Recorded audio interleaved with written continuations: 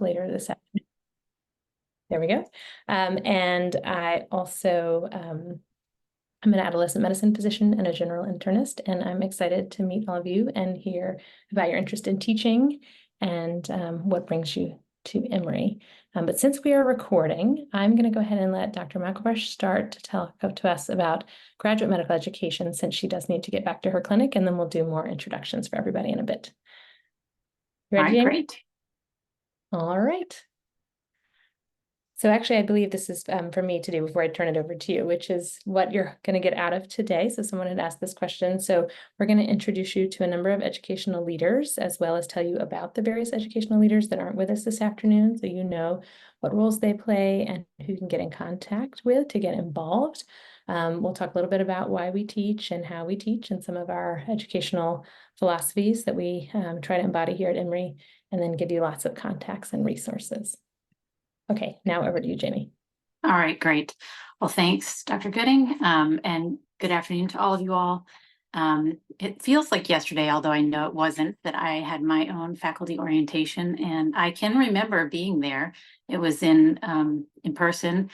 I don't remember much from that day, so you guys don't have to remember too much, but hopefully I give you one or two things you'll remember about GME and how you can be involved.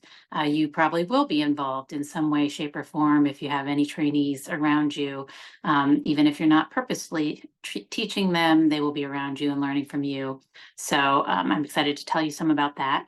Before I get started, if you're able to raise your hand visually or with the raise hand function, it will help me to know how many of you all trained at Emory? Just so I know. Okay. So I tell you all these Emory details and everybody's from Emory, it helps me to know. Okay. And then if you'll put your hand down, and then how many of you all, is this your very first faculty appointment straight out of training? Versus changing jobs or something else. Okay. So got a smattering. Okay, great. You can give next slide then, Holly. All right. Well, I am Dr. Jamie McElfresh. I serve currently in the capacity of the Assistant Dean for Graduate Medical Education. And in that role, work closely with Dr. Philip Shane, you see here, who is the Associate Dean and the Designated Institutional Official, or DIO. Many of you who just came out of a training program, you may or may not know that person is in charge roughly for all of the oversight of the programs and the trainees thus. And so here we are a large institution, so we're a two-part team, the two of us. And that's just the beginning. We have a lot more on our team. So that is our role in conjunction with our Graduate Medical Education Committee, is oversight of our programs and of the trainees and ensuring they get the most excellent training possible and in a safe environment. Next slide.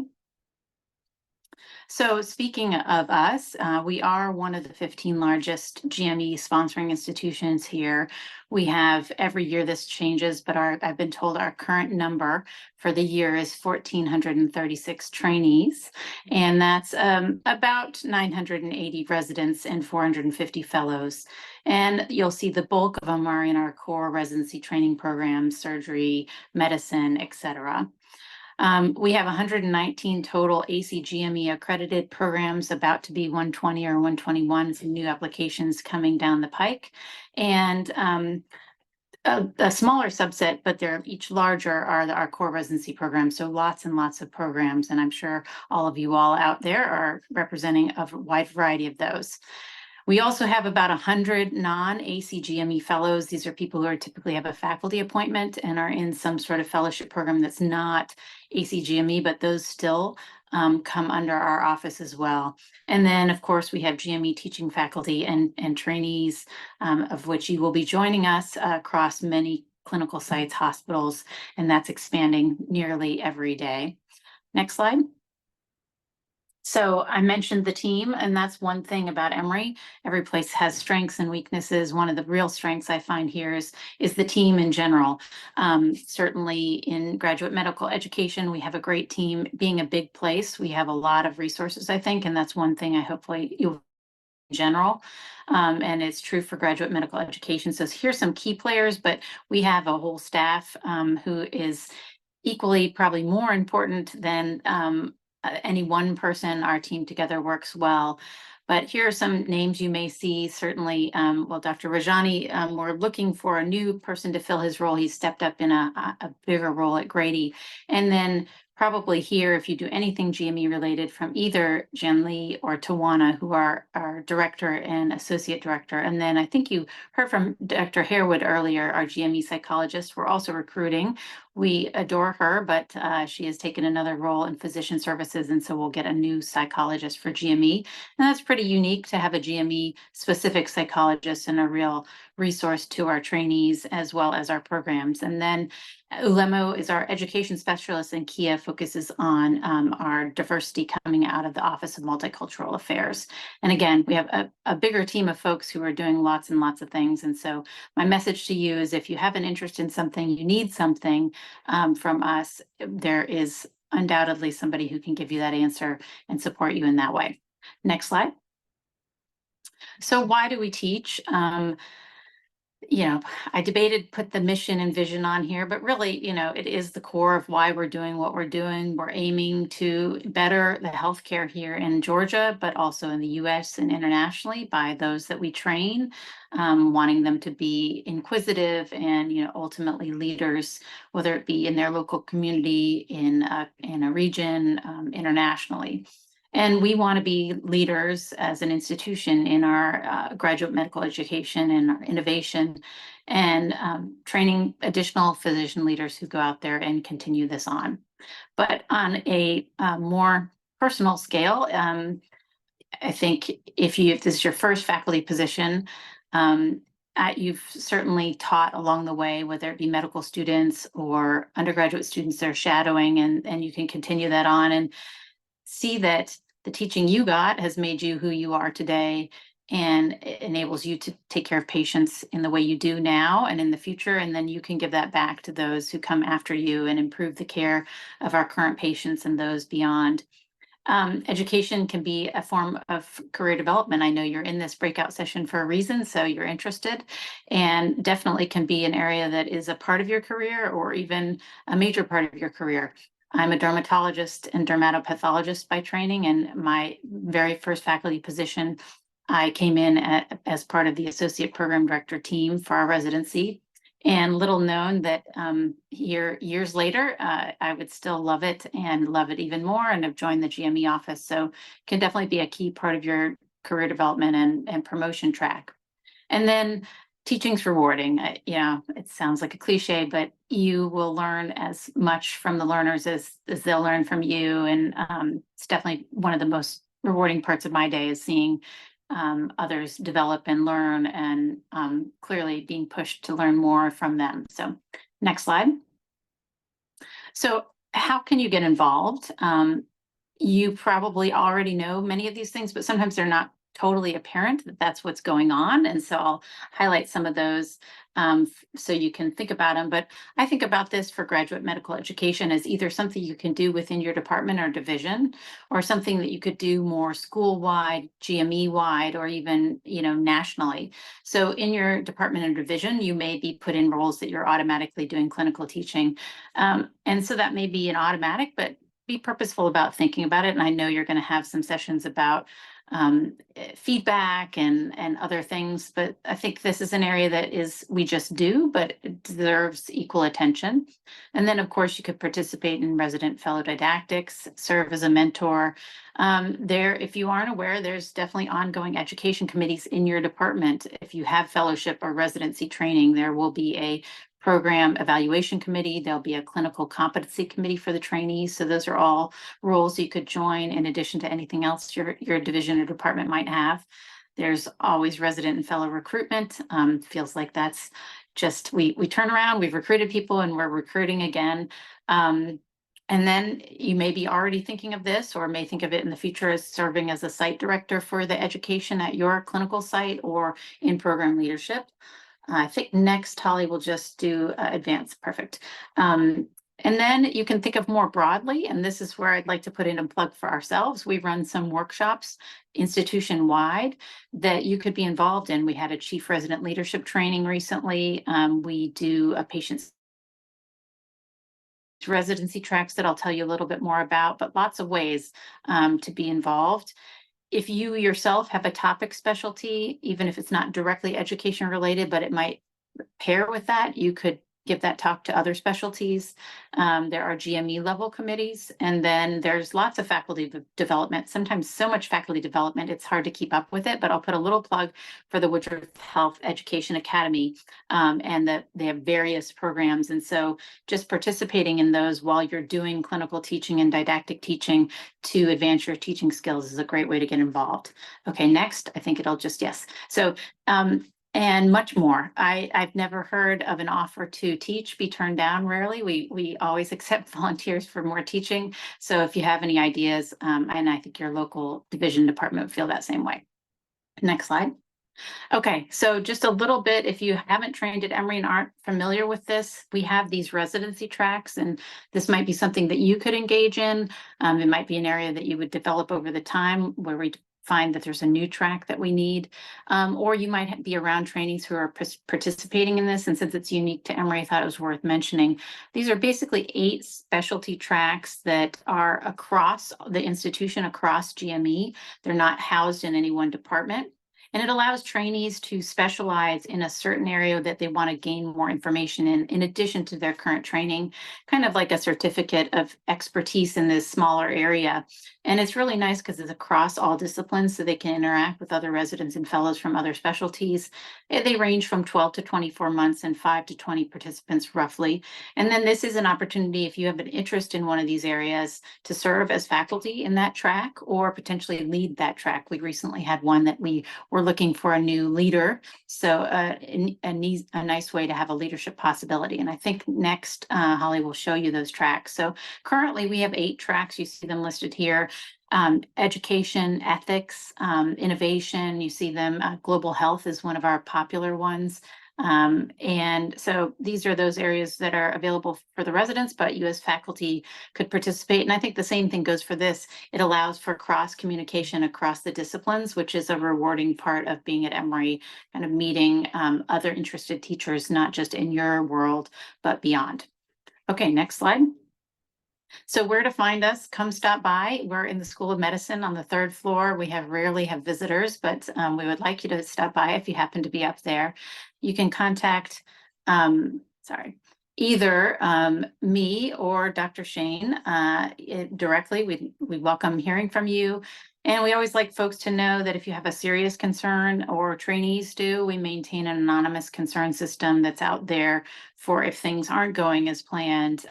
We welcome anything through there if you need us or if the trainees do. Okay, next slide. And I will just finish by saying our general advice, be a role model, but also seek role models for yourself. Look out for those who have careers in teaching that you would like to have, and ask them about how they got there. Usually it's not exactly how they planned either. So it's fun to hear those stories. I know you have a whole session on feedback and evaluation, so I won't say too much about that, but also self-reflection, seeking your own feedback is helpful. Participate in the ways I mentioned, but also participate in completing the education things that's asked of you. Sometimes there'll be little nitty-gritty things. You can help your education team by doing those compliance things that are ever more year to year. Mentor and seek mentors, and then just enjoy. I think you'll definitely learn as much from them as they'll learn from you. And, I think having a purpose in what you're doing beyond just doing it is what keeps us all going each day. And I think education can be one of those purposes. And if you've just come out of a training program, you probably have at least 1 or 2 mentors or teachers you can highlight that were that for you. And so it's an honor to serve that way going forward, and exciting. So welcome to hear from you directly. Thanks, Dr. Gooding, for the time today. And I can stay on for a few if you have any direct questions or anything else, but otherwise, nice to meet you. If I see you in the hospital or otherwise, or you consult dermatology, tell me hello, and best wishes as you start your journey as faculty here. Thank you so much, Dr. McElfresh, for joining us, especially from clinic. Any questions for Dr. McElfresh before we let her go off to her patients?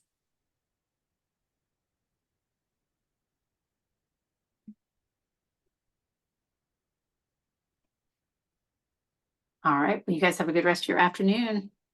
All right. Bye. So we are going to be spending the afternoon together. I recognize some people may need to log off, but we're going to stay together until 4 o'clock. And spending all this time together, I would love to do a little more introductions now. We just needed to get Dr. McElfresh off to clinic. So as I said, I'm Holly. I prefer to be called by my first name. I invite you to do that if you're comfortable. And I would love for people to put in the chat their name and where they teach, unless it's your first day. I imagine some of you have already been doing some teaching. So where you teach here at Emory. And if you're, say, I haven't taught yet, it's my first day, that's a totally fine thing to put in the chat too.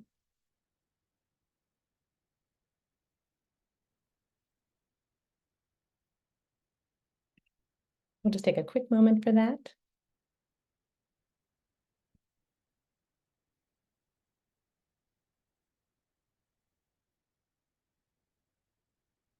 Thank you all for getting us started. Jennifer and Amara and Rebecca, and I won't be able to keep up with all the names because now the chat waterfall is starting. And we do have some people starting to teach next week. Thank you.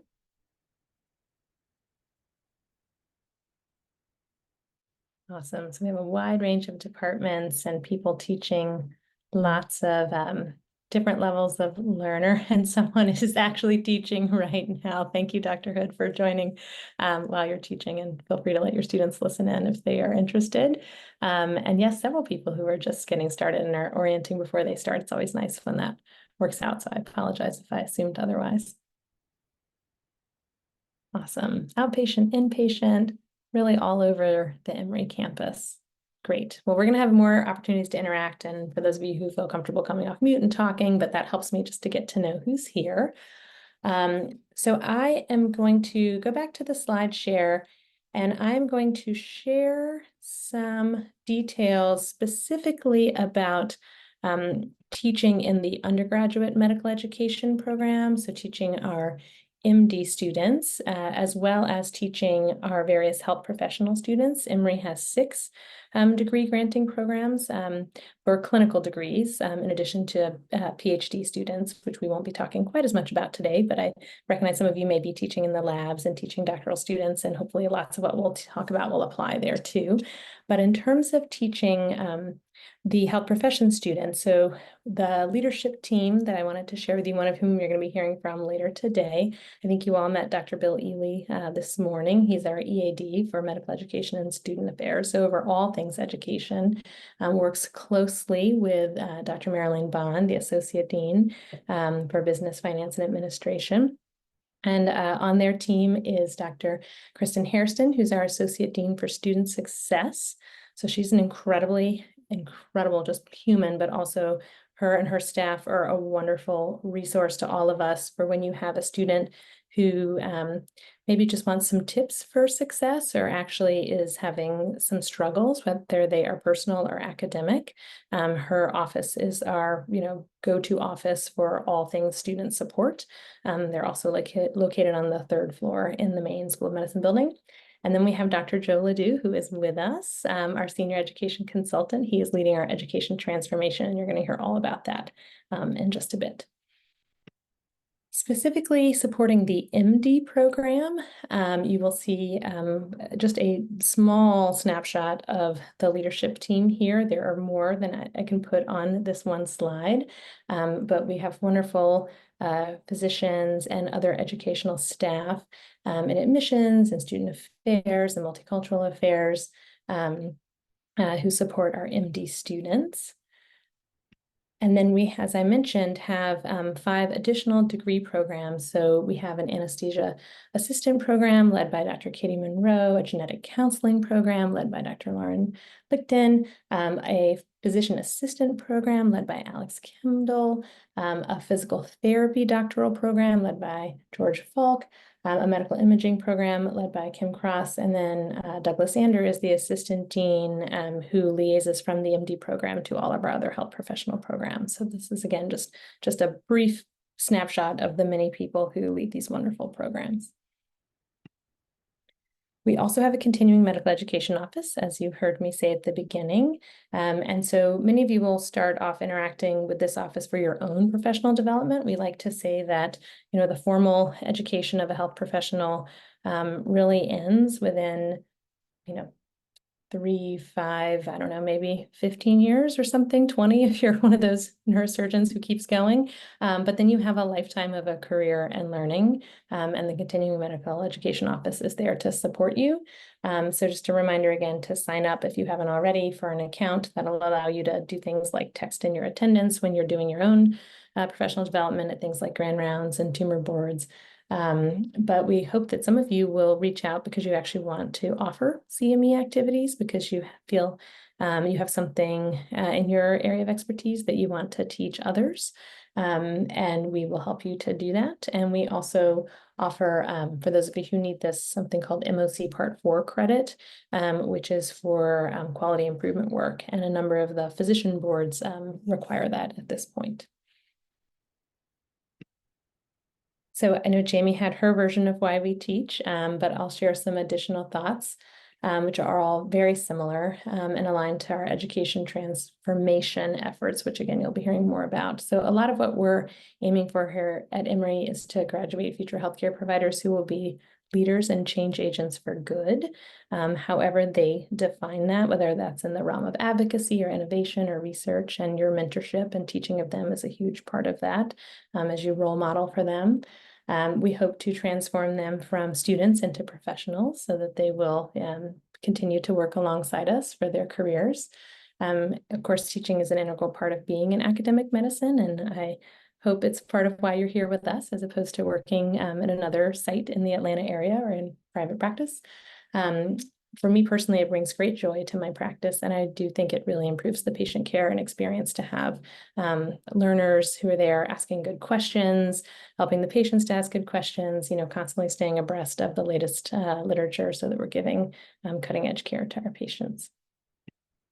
So there are lots of ways to get involved with the professional programs as well as with GME, and you'll see a number of things listed here. So certainly many of you are already teaching in the clinical environment.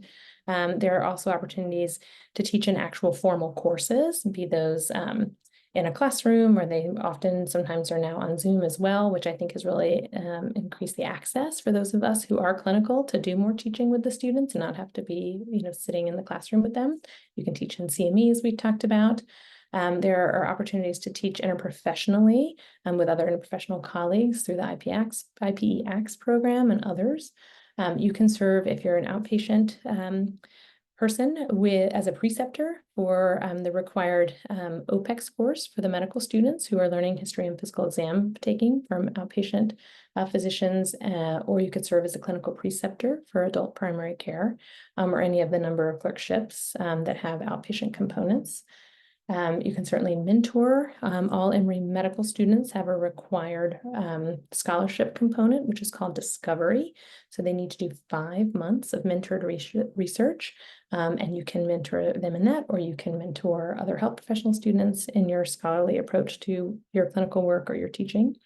QI projects, mentoring other junior faculty, residents. You can serve as a small group advisor, which is a very coveted mentorship and teaching role for our MD program.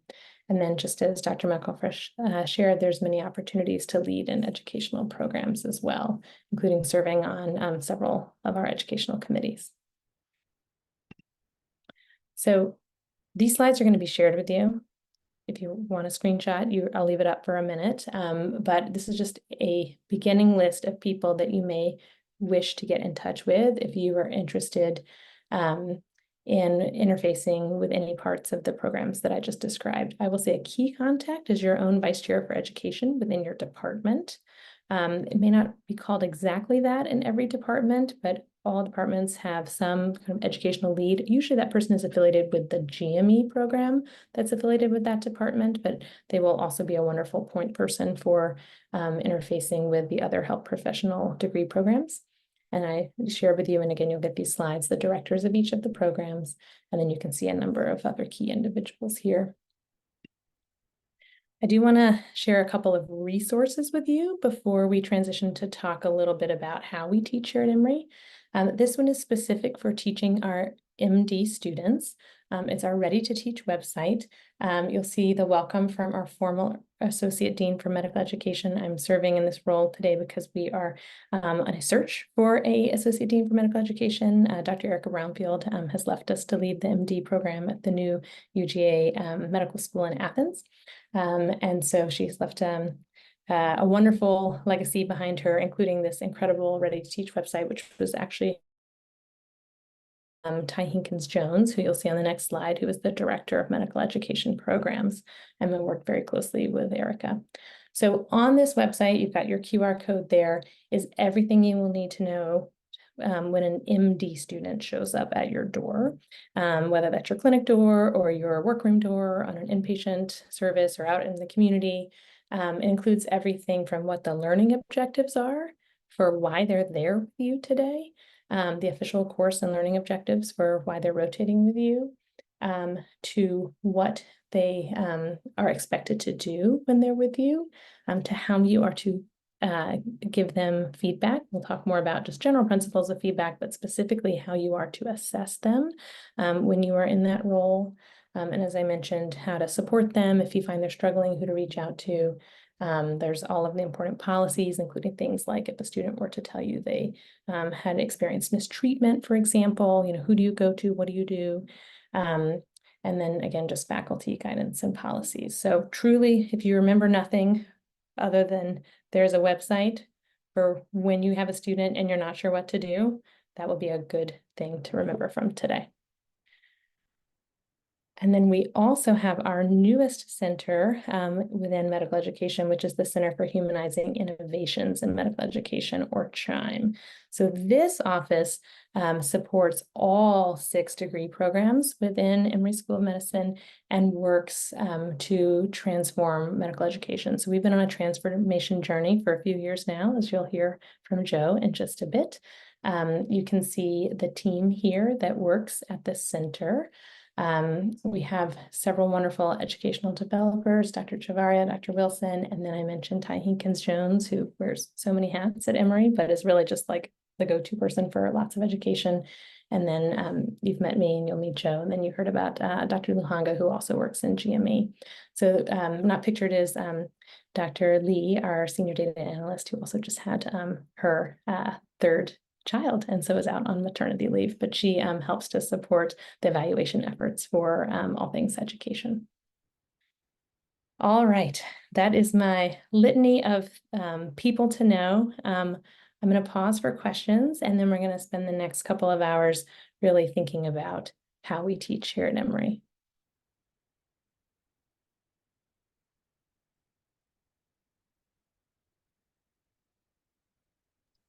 I had a question about how do you sign up for like the teaching course, like the learning to be better teachers. I went in and there was nowhere to register or sign up, and I'm just interested in courses to learn to teach because I feel like, as fellows and residents, we were never taught how to teach, and now as faculty, we're expected to know. And I think that having formal training would be so much better for both parties involved. So what are the opportunities, and how can I register for this course? Well, thank you so much for this question. The sign up for that will be coming out any day now. We've had some challenges narrowing down a date because the learners have to always take precedent in terms of use of educational spaces. So we've been kind of negotiating with the various programs to find out when the students will literally not be in the building so that as faculty, we can be in the building to practice our own teaching practices. But I can give you a tentative date. I'm pretty confident that it's going to be the 2nd Tuesday in January. So that would be January 14th. And it'll be all day. There'll be workshops in the morning and the afternoon. So I know many people may have clinical responsibilities that only allow them to attend for part of the time.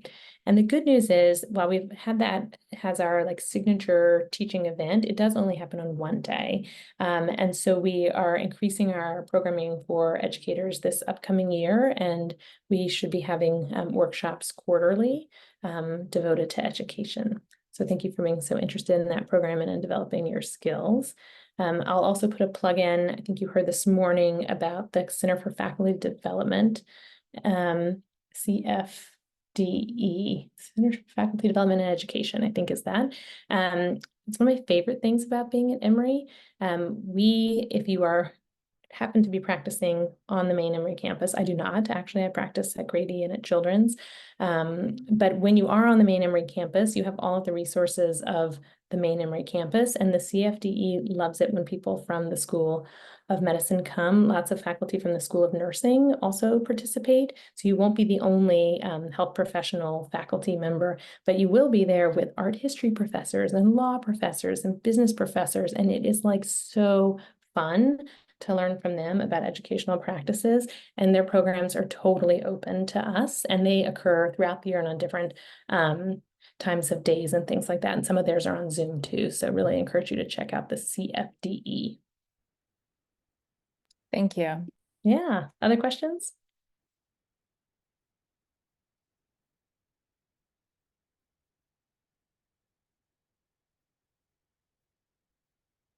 Okay.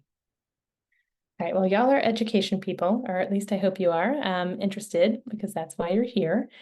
So this next part is going to be interactive. I'm going to ask you to do some teaching and learning with me, and we're going to talk about the principle of inclusive teaching. And this idea that inclusion is really a culture, not a specific place. It's not like I am inclusively teaching now, but I am always striving to be a more inclusive teacher. This work came out of a wonderful working group from Cheryl Heron, who I believe you heard from, Dean Heron, this morning. She is our Chief Equity Officer. And then Dr. Nate Spell, who was the former person in my role, and Jeremy Amayo, who's a physician assistant. And together we had worked on this. So I have to give them credit, and especially Jeremy, for these beautiful slides. So I wanted to ask if each of you could remember a time, could be a educational time, but it doesn't have to be, when you specifically felt included. And then try to remember what the person or people in that environment did that made you feel that way. And if you feel so comfortable, to share that in the chat.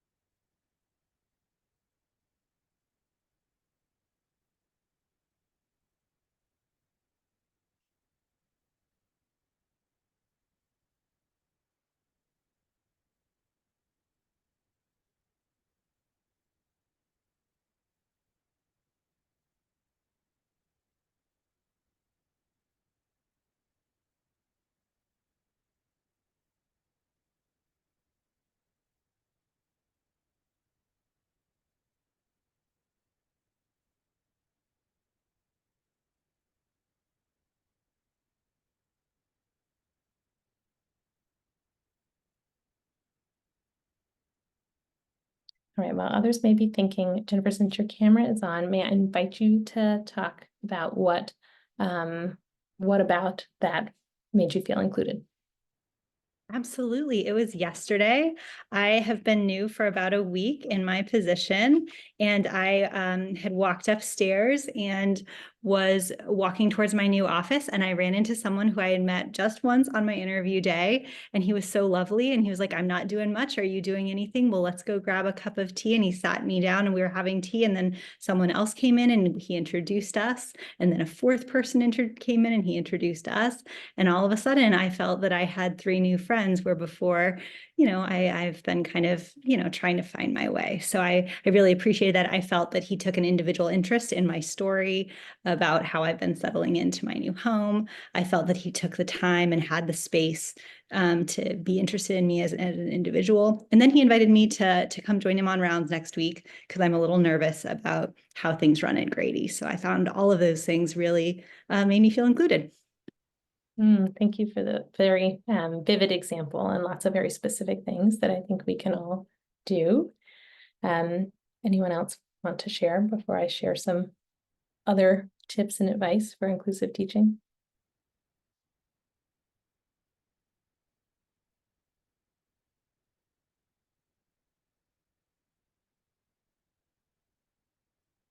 All right, well, it's an inclusive teaching principle of mine, particularly in this environment, to not cold call, which you'll hear about. So I will not be doing that. But thank you for volunteering in the chat, Jennifer, and being willing to share.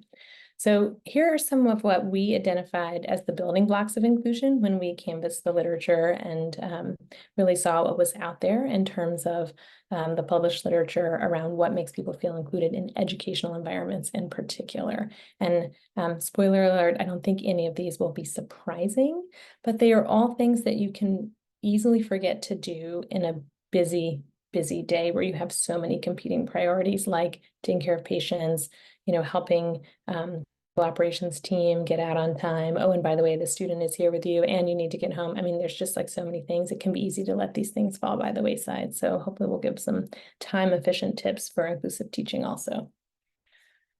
So one of the most basic, but also very hard sometimes, is just to honor people as individuals. So in the story that you shared, someone asked you about how you were settling in. They remembered you. I mean, they may not have even remembered your name, but they remembered your face and that you were new, right? And they asked you a little bit about your story.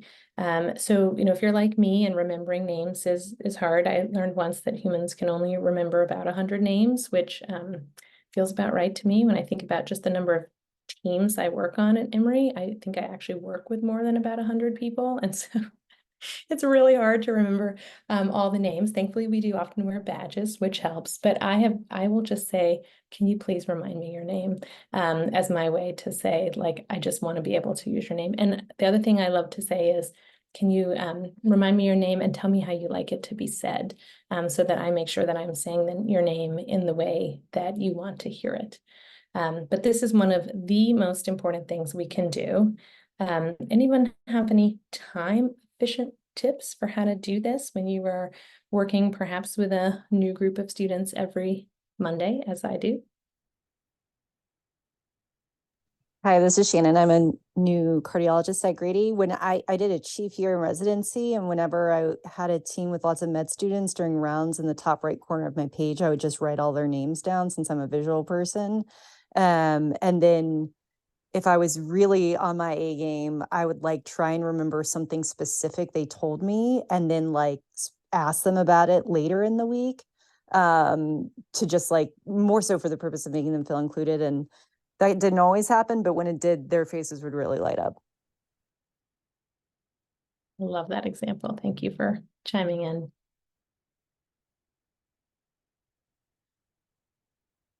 All right, so names. Names are really important. And if you can add a detail and remember it and ask people about it, really goes a long way to see them as individuals. The next one is going to be structure and how important structure is for everyone. So what do I mean by structure? I don't mean hand-holding. I don't mean doing everything for everyone or helicopter parenting if you happen to be a parent, but I do mean being very intentional and specific in setting expectations for the learners that you're with. So I mentioned that Ready to Teach website for a reason. So I get a new medical student every Monday in my ambulatory practice.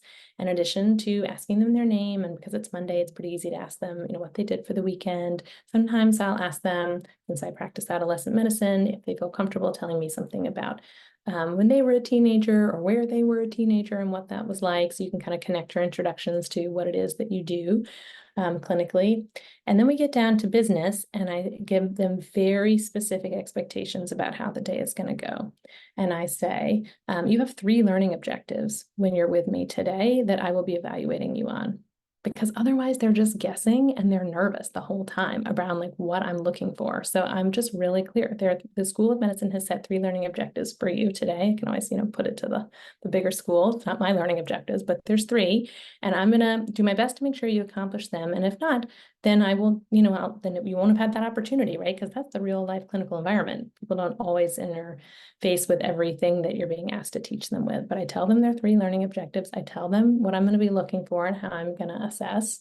And I tell them when they can expect to go home, because they're often really wondering about that too. And I ask them if they have any constraints, because sometimes they may have a research meeting or maybe they have an appointment in the afternoon, and I want to know that too. So that's how I do it. In classroom settings, there's even more data around the importance of structure for what are often called capable but poorly prepared learners. And so this is a literature that comes from, people who may be coming to higher education or in our world to health professions education, and have not had the benefit of like literally growing up on campus. So, sometimes people will have had, in my case, my father was not a physician, but he was a university professor. I knew what it was like to be around a university. I went to the university library when I needed to do research projects for school and high school. Like, it was not strange to me to be on a university campus, or the idea that there were office hours, because sometimes I would sit in his office or outside because he was, the parent on duty, but people needed to come for office hours. I know those terms because that's my lived experience of growing up in my family of origin, but other people may not, right? They might not have had, may have never been on a School of Medicine campus. They may not know how that they can go for office hours, or that they can have practice tests or whatever it is, right? And so they may be and are almost certainly just as capable, if not more capable, because of the life experiences they have, prepared to learn, but maybe not prepared to learn in the structured way that we have in health professions school. And so there is lots of research that when you provide structure, and in classrooms that might look like a very clear and structured syllabus, for example, or it may even look like partially worked examples so that students get an idea of like the way that you want the question answered. That helps everyone. It helps students who have been performing at a, particular level leading into your class, and it doesn't, make it harder for them by any means, but it really helps students who may not be as familiar with this type of learning environment. And when I think about the clinical learning environment that many of us are in, unless you literally went on rounds with your parent, which some people did, or perhaps if you were a, patient yourself, it's a pretty unstructured environment for pretty much everybody. And it can feel really chaotic. And so the more we can do to orient the learner, explain what's going to happen, and provide that structure, the more we can help them kind of relax into the learning and not be just like kind of worried about like what is happening here. Any other comments or ideas about how we can structure the learning environment, either the classroom or clinical learning or research lab learning for our students?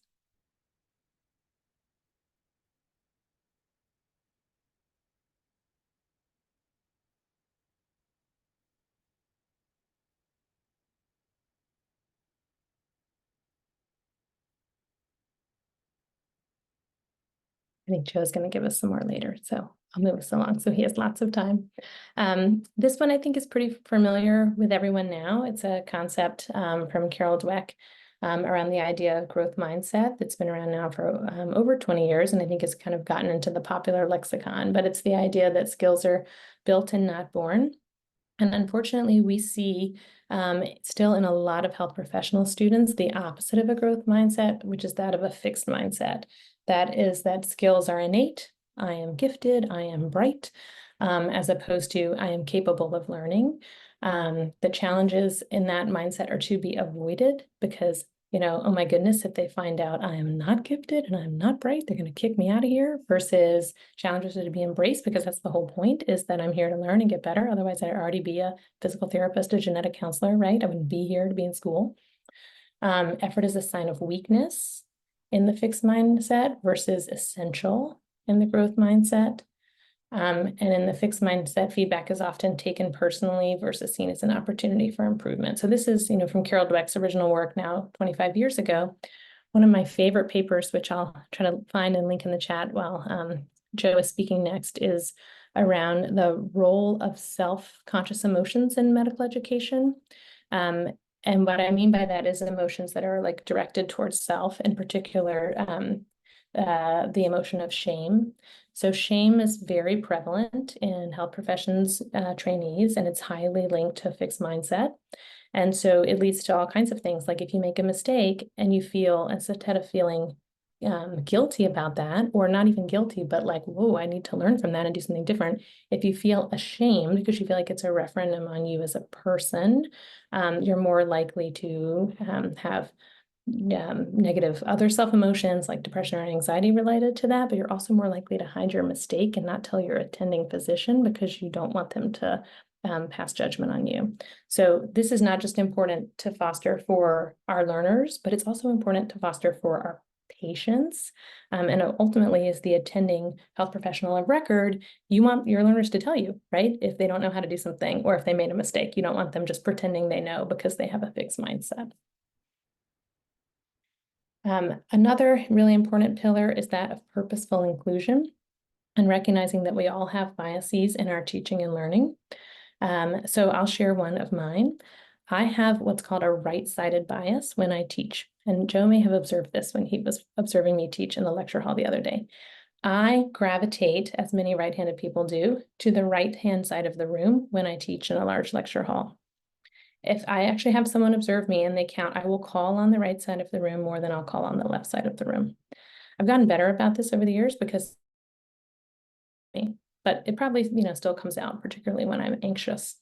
And so, you may have a different bias. You may call on people who wear red glasses, for example. You may call on people who look like you. This is a common one that many people have because they're more comfortable when they feel that like affiliate, visible affiliation with somebody. So really the only way to find these is to have somebody watch you teach because they're biases for a reason. They're usually hidden to you. But having somebody watch you teach, some people may be able to say, I noticed that when you teach, you tend to have this particular calling pattern or use this particular phrase. And I wonder if that's something you've ever thought about before, because it seemed to me like it was having this particular impact on the learners. So we're really trying to do more peer observation of teaching. And even for yourself, even if you don't have a peer observer, just to ask yourself, who's being left out when I'm teaching? Because my guess is you teach the way that you love to learn or the way that your favorite teacher taught. And that's great, but it may not work for everybody. So, just thinking about who is my teaching style working for and who is it maybe not. And this one is highly related to the growth mindset, but just the idea that failure is really, if not one way we learn, it's probably in many ways the only way we learn. There's certainly a lot of just learning new facts that happens, but I will say at this point in my career, making a mistake, which I don't like to do for patients, and thankfully few of them have significant impact, but it's a big way how I learn, right? Because then I think, oh my goodness, not next time. I'm going to go look that up. I'm going to figure that out. I'm going to think about why I said it that way. And the more we can also model that for our students, the more we can make them feel comfortable sharing their failures. And also we can help them to embrace the lifelong learning that hopefully we all have. So I'm going to turn it over to Joe in just a second by saying that if you put kind of all this together for yourself as a teacher, really embracing inclusive teaching for me has been my own cycle of self-regulated learning as a teacher. As I embarked on this project about 5 years ago and really had to do a lot of kind of looking inside and having people observe my teaching and think about when I was including people and when I wasn't. It really was about, planning and setting my own goals, using strategies to monitor and reflecting and adapting and improving my teaching. And that's what we're asking our learners to do when they're working on their learning. So the more we can model that we are in this together with them and each other, and we're going to catch each other when it doesn't always go right, that's how we're going to get to a more inclusive learning environment altogether. So thank you all for going on that journey with me. I imagine people may need a bit of a stretch break. We have a big break coming at 2:45, but we have been Zooming for almost 51 minutes. So I'm going to take a stretch. And then, Joe, would you like me to continue to drive your slides, or did you want to share your own? I have them ready. I think if you can drive them, that'd be awesome. I appreciate it. You got it. Can I go ahead and put your first one up while we all take a stretch? Sure, yeah. Okay. And before you go to stretch, look at this and think about it as you're stretching. Okay. All right. I'm going to take a stretch. And invite anybody else to do the same. Yes, maybe I should have turned my camera off for that. Thank you, Jennifer, for stretching with me. And when I see Joe's camera back on, we'll let him get started. All right. No, oh, there it is. Okay, cool. All right. While you're stretching, you can keep stretching if you'd like. And I'll introduce myself in a little more detail in a second, but I would like you to take a moment and think about a really powerful time that you had a powerful learning experience. I'm not going to define powerful for you. And then if you give you just a second to remember that moment, and what did you feel? What did it look like, or what did it sound like? What were you doing? Who was there? So if you're a Hollywood director, how would you set up the scene to help us see that moment, that what that moment was like for you? And don't leave me hanging to dry out here. Please put some stuff in the chat.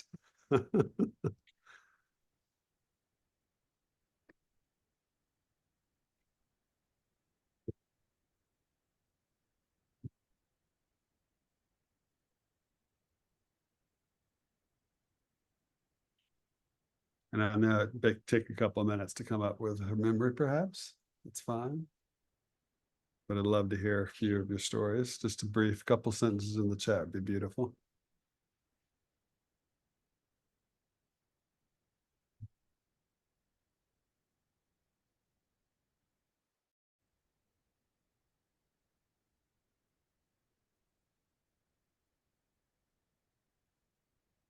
Is everyone still there?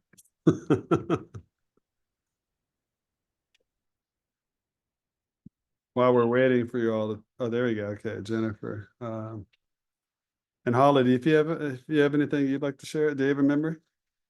Well, think about it while I'm thinking about Jennifer. So Jennifer says, a patient asked me questions about her condition that I had just memorized and deeply complained about for a test. I knew the answers only because of this test, and she was deeply grateful. I've never forgotten them. That's amazing. Wow. Do you want to say more about that, Jennifer? Yeah, I feel like I'm being an annoying student in this room right now, but I don't know what to do about it. It's because I really I don't know. Anyway, so yeah, so it was the middle of my first year of medical school. I had this, they gave us this chart of the vasculitides to memorize, and I was like, this is ridiculous. These things are so rare. I'm interested in general internal medicine. I'm never even going to see these, but fine, I'll memorize it. Wow. I complained the whole thing. I know, right? I was such a little brat. I hate to say this about myself, but I memorized it for the grade, right? For this like kind of weird motivational reason. Now I think of as an educator. And then that day I went in to see this patient, and she was like, you know, I have this vasculitis, and I bet you've never even heard of it. And I had Wow. heard of it, you guys. And the only reason was because of this bad motivational reason, you know? And all of a sudden, all my motivation, my brain like rearranged like a Rubik's Cube all of a sudden and went right. And I was like, wait, I'm not studying for grades. I created the grades based on what I need to know for patients. Wow. I need to study so that I can help people. And all of a sudden, I really liked studying. Not because I liked to study, because I understood that I was doing it because people needed me to. And thank goodness for that woman. And it was very powerful. And that's my story. And That's Kennard, I would like to hear. Thank you for sharing that. What's fascinating about it is when you were memorizing it, that's not the powerful learning experience. The powerful learning experience was when you were with your patient and you realized that's what you're learning for. Amazing. So keeping the patients front and center is critical to what we do. Absolutely. I got a raised hand. I'm not sure your name. It says F. Kennard Hood. Please Hey, share. yeah, it's Kennard. Hey, great to meet you. Thank you. But yeah, I just wanted to share really quickly 2 powerful moments I had with patients. Sorry, I'm on a phone, so it's hard to type. No worries. So both instances, the patients were crying in the middle of our session. So one time, a lady was crying, wiping her tears away as I was examining her feet, and I said, "What is it? What's wrong? Is something hurting?" She said, "No, a doctor has never examined my feet or touched my feet before." And that's never happened. This lady was in her 60s. She was diabetic, and I was just doing, annual diabetic foot exam. And so, but it just taught me the power of touch to, for human beings, just to be touched in that way. Or she said a doctor had never done that. And so for her, it meant a lot, and therefore it meant a lot to me. The other instance was a gentleman, he was in his 70s, older Black gentleman, and he was doing the same thing as I was talking to him, wiping his tears away and saying, what's wrong? What's going on? And these instances happen years apart, like probably a decade apart. And he told me that he had never had a Black male doctor before. And he told me how that made him feel was basically like, I've never had anybody that looks like me, that, is that sounds like me, that's from the South like me, and that I can relate to like this. And it meant a lot to him, and it was powerful for me as well. That is unbelievable. Thank you for sharing both of those stories. The first story in particular brings up a quote that I like to share with people, that for me is captures a lot of what we're trying to do in the medical education transformation. So I love that you shared that. And it's a singer-songwriter from Norway. Her name is Aurora. She wrote a song called Everything Matters. And in that song, she's a true poet. Like, she's my muse. I love Aurora. But there's this one line in there that says, "It hurts when the beauty is lost in the speed." It hurts when the beauty is lost in the speed. And I feel like that first patient that you were touching, like, why hadn't a doctor never touched her before? Like, what the heck, So that's literally, she was being hurt by the speed by which healthcare apparently puts us in the position of acting sometimes. So thank you for sharing that. And the other piece is just recognizing yourself and someone else is such a powerful thing. And so it really gives so much power to our desire to diversify and have a more inclusive profession and more inclusive education experiences. So thank you for sharing. And Paul has shared. Paul, would you come off mute and just share a little bit about what you posted? Yeah, absolutely. I was reflecting a little bit on sort of what unifying aspects of positive learning experiences I've had in clinical medicine in the last few years. And at least for me, a big part of it seems to be providing care in and learning in a team-based environment. I get really, I don't know if depressed is the right word, but I start to feel lonely if I'm sort of not providing care or teaching in a team-based setting clinically. We had at my prior institution recently a tough case in the world of transplant infectious diseases.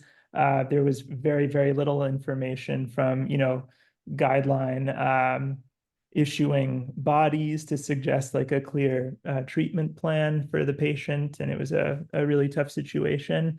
But we had these clinical meetings where informally, some of the more junior attendings could seek guidance from some of the more senior clinicians. And in the context of numerous conversations, we were able to create a plan that ultimately worked out well for the patient. And the powerful aspect of it, I think, was the opportunity to debrief about the process of decision making over time, and reflecting on how powerful the debriefing was what I was trying to describe in the chat there. And I think we all, no matter sort of the rank or degree of experience, each individually and also collectively felt like we all grew from that experience together. And yeah, it seemed really remarkable when we had the chance to debrief. So try to Fantastic. build that in when we're doing some clinical teaching if time allows. Thank you so much for sharing. It really resonates with me. Again, back to my quote, "It hurts when the beauty is lost in the speed." For me, part of that is connecting with each other, taking the time to connect with each other and our patients, but with each other as professionals. And the power of that you're feeling, that you're all growing together, you're dependent upon each other. There's a fancy word, distributed cognition. Basically our brains, we're all good at doing different things, and together we're much better. I'm an ex-Navy officer, and that's the way submarines work. A lot of distributed cognition going on, and a lot of teamwork. So thank you all for sharing. And I think you've really teed it up for me beautifully, because everything that you're sharing is at the core of what we're trying to do with the medical transformation project. And I'll just share briefly. I think I only have about 15 minutes of talks, and if there's time, we can have more questions and so forth. But I just really appreciate you sharing those wonderful stories. For me, this painting in many ways captures a powerful learning experience. It's one that I shared with, I'm trying to find out who the artist's name is. She's a Western artist. Her name is Bonnie Conrad, and these are Navajo beadworkers. I shared this with the students during orientation, their first week of orientation this year, in a session that I ran where I wanted them to reflect on what learning means to them, what similar questions what I was sharing with you. But in this case, I was like, work together in a team. And what does this tell you about learning, or what do you see there? And it's just, it's called The Apprentice. It's called The Apprentice. And I would argue they're both learning from each other. It could be a mother and her child. I don't know. They're both, the thing that's key features of this, there's a sense of closeness and caring there. The child, who I assume is the learner, is doing an authentic task. He's creating a necklace right alongside with the expert. And as you can see in front of them, there are several necklaces that have already been made. And they will probably give them away as gifts or sell them. I don't know, but it's an authentic task, making something real together. And so I'll touch back on that in a minute, but I guess the next slide is just a slide that I shared with the students during M1 to share them a little bit about myself. On the upper left was when I was a Navy officer back in, this would have been, wow, I think like 1990. we were going through the Panama Canal. I was on the USS Archfish and I was exhausted. Beneath, there's a couple of pictures of birds. I'm sort of an amateur photographer, and I love birds, particularly bluebirds, kind of a pandemic obsession. Never noticed them before the pandemic. Now I'm obsessed with them.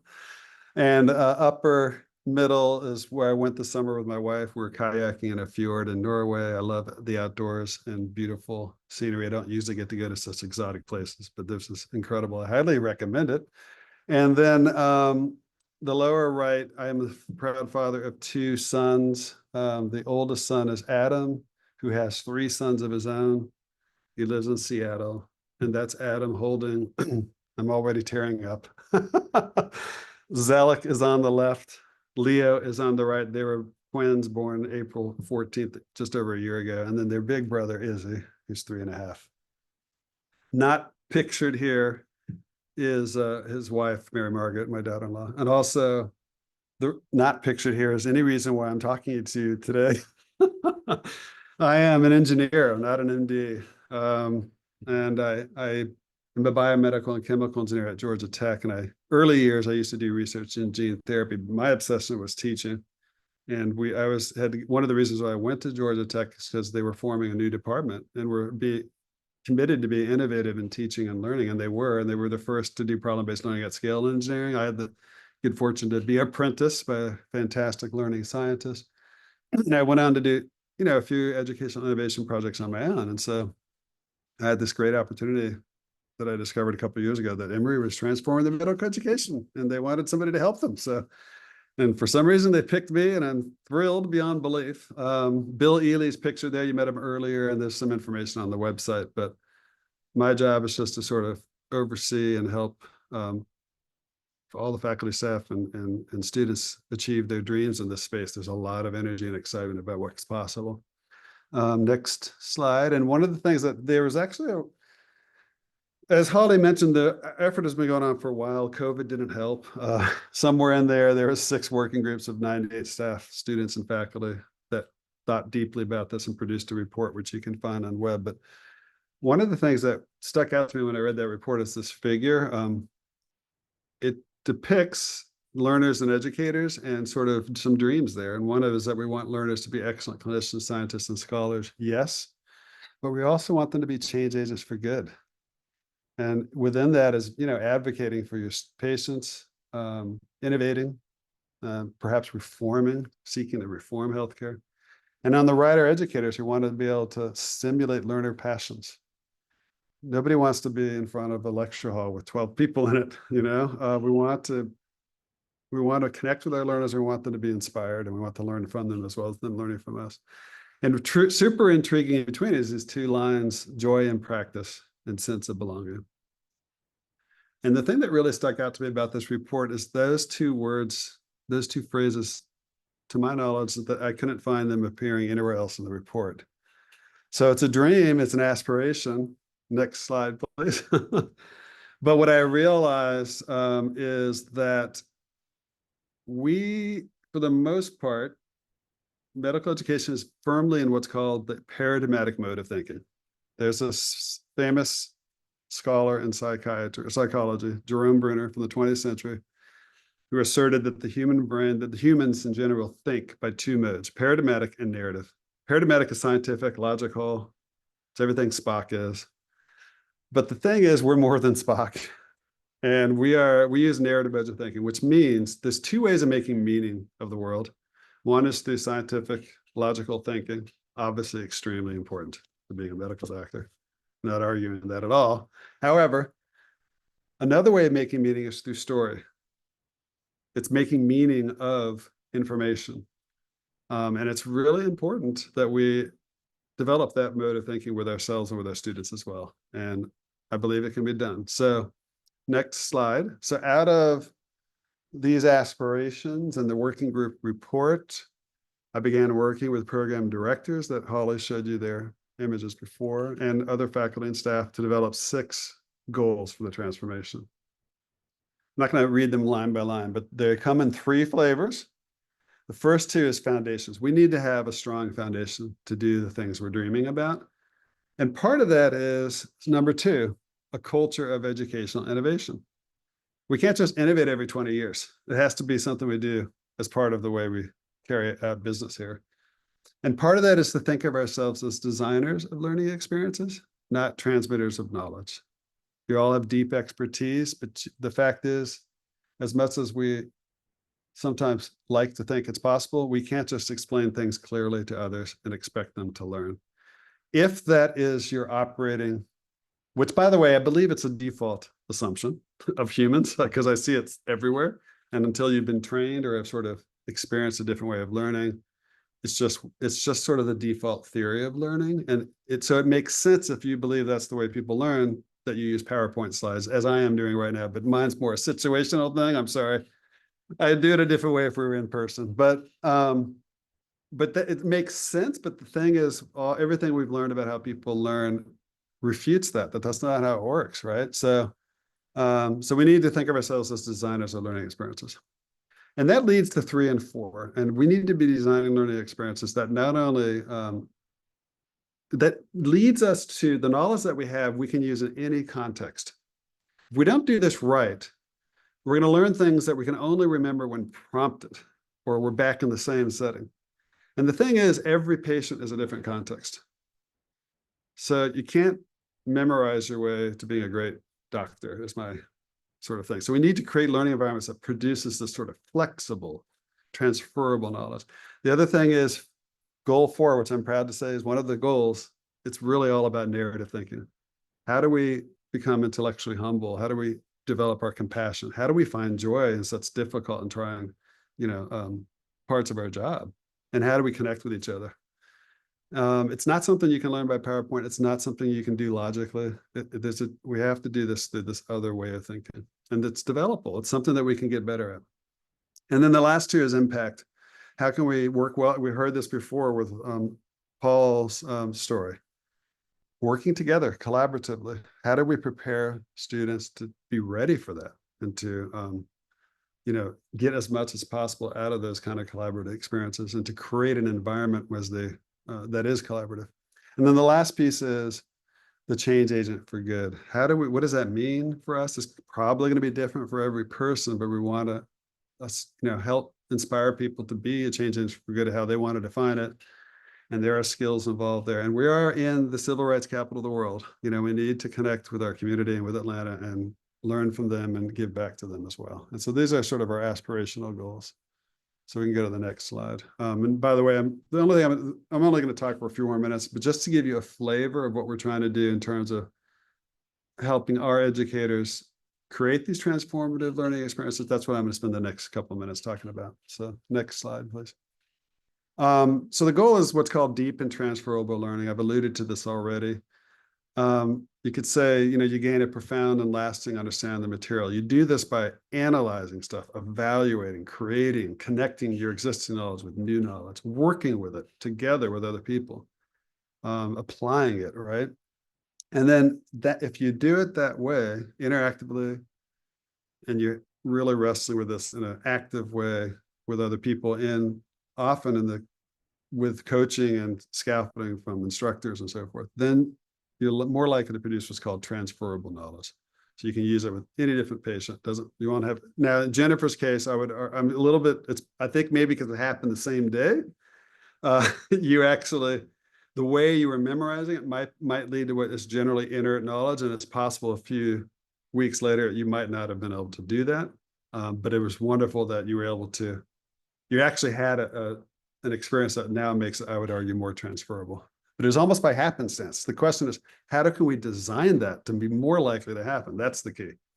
So let's go to the next slide. And my assertion is, I'm not saying this is the only way to do it, but I really think we need to commit and become excellent at a way that I'm confident will work well. And I'm hoping that Emory becomes known as the place for cognitive apprenticeships. And I'll explain what that means next. I'm going to explain what that means next. And so there's two things. Cognitive apprenticeship is this concept that came out of a group of learning scientists back in the 1980s, where they were saying, look, in the old days, for centuries, people used to learn things through apprenticeships. And it seemed to work really well. What are the features about apprenticeships that are so powerful? And how do you translate that? And with a typical apprenticeship, you're doing something that is physical and visible. And there are, obviously, for people who become proceduralists in medicine, that is straight up apprenticeship. But for the part of medicine that's cognitive, what can we learn from apprenticeships that we can apply to cognition? And the key things that they learned and have asserted is that, number one, and there's a lot more to this, I'm just touching the surface, but the key ingredients is, number one, it needs to be authentic, meaning authentic to what they're going to be doing as a professional, which I think as a healthcare professional generally means a patient is at the center of what you're talking about. Now, there might be different levels of fidelity. If you're in a classroom environment, the patient might be on a piece of paper or on a slide. Holly actually ran an environment like this 2 or 3 weeks ago to great effect. I was sitting in another session at the anesthesiologist assistance program, because people are beginning to try this now. And they had a patient case that was the point of the discussion. And I heard a student say, wow, that poor guy, as if the person was there actually suffering in that moment, so it makes it real. It puts them in the room with the patient. It starts getting them thinking deeply about what they're learning, and they start asking some really good questions. So, and there's different fidelity, right? So we can have situations where we have simulated patients, it gets a little more real, and of course, real patients. And then the next thing is, another critical piece of this is making our thinking visible. And it's not just the experts thinking, but the learners thinking. And so that we can somehow, and this is a challenge, I'm not saying this is easy, but we need to find a way to figure out what they're thinking and to share how we're thinking about it and compare the two. And that's where learning can really take place. And then lead with the problem. Holly mentioned this before about the idea of failure. It's called productive failure. Let's not make the mistake. Sometimes we make the mistake, they're not ready for this yet. We gotta break it up into tiny pieces. It doesn't really work as well. What works well is to put them in a real situation. Yes, they will fail, but you can predict, once you've done this a few times, where they're going to fail, and you are ready to support them at that moment. And what's the beauty about the productive failure is it creates what's called a time for telling. And so you don't want to just have them fail and then, okay, see you all later. What you're producing is this time for telling. And I use that phrase because it's a sort of a landmark paper in the learning sciences. It's called a time for telling. And that's the moment when everyone wants to solve a problem.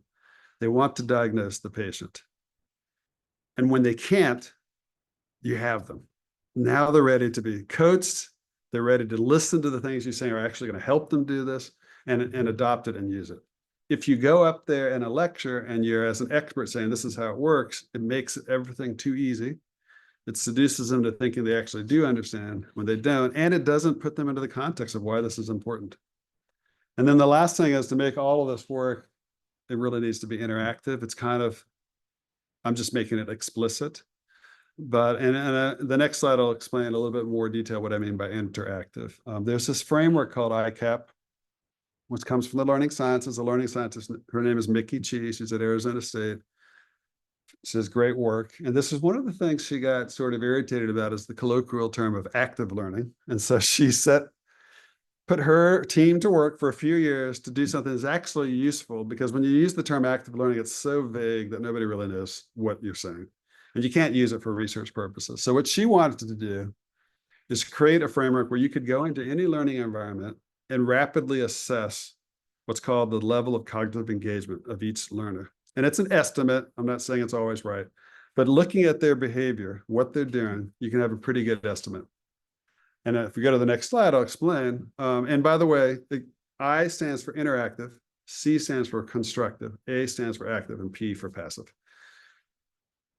And I'm going to go through each picture. The traditional lecture, oh, no, go back for a second.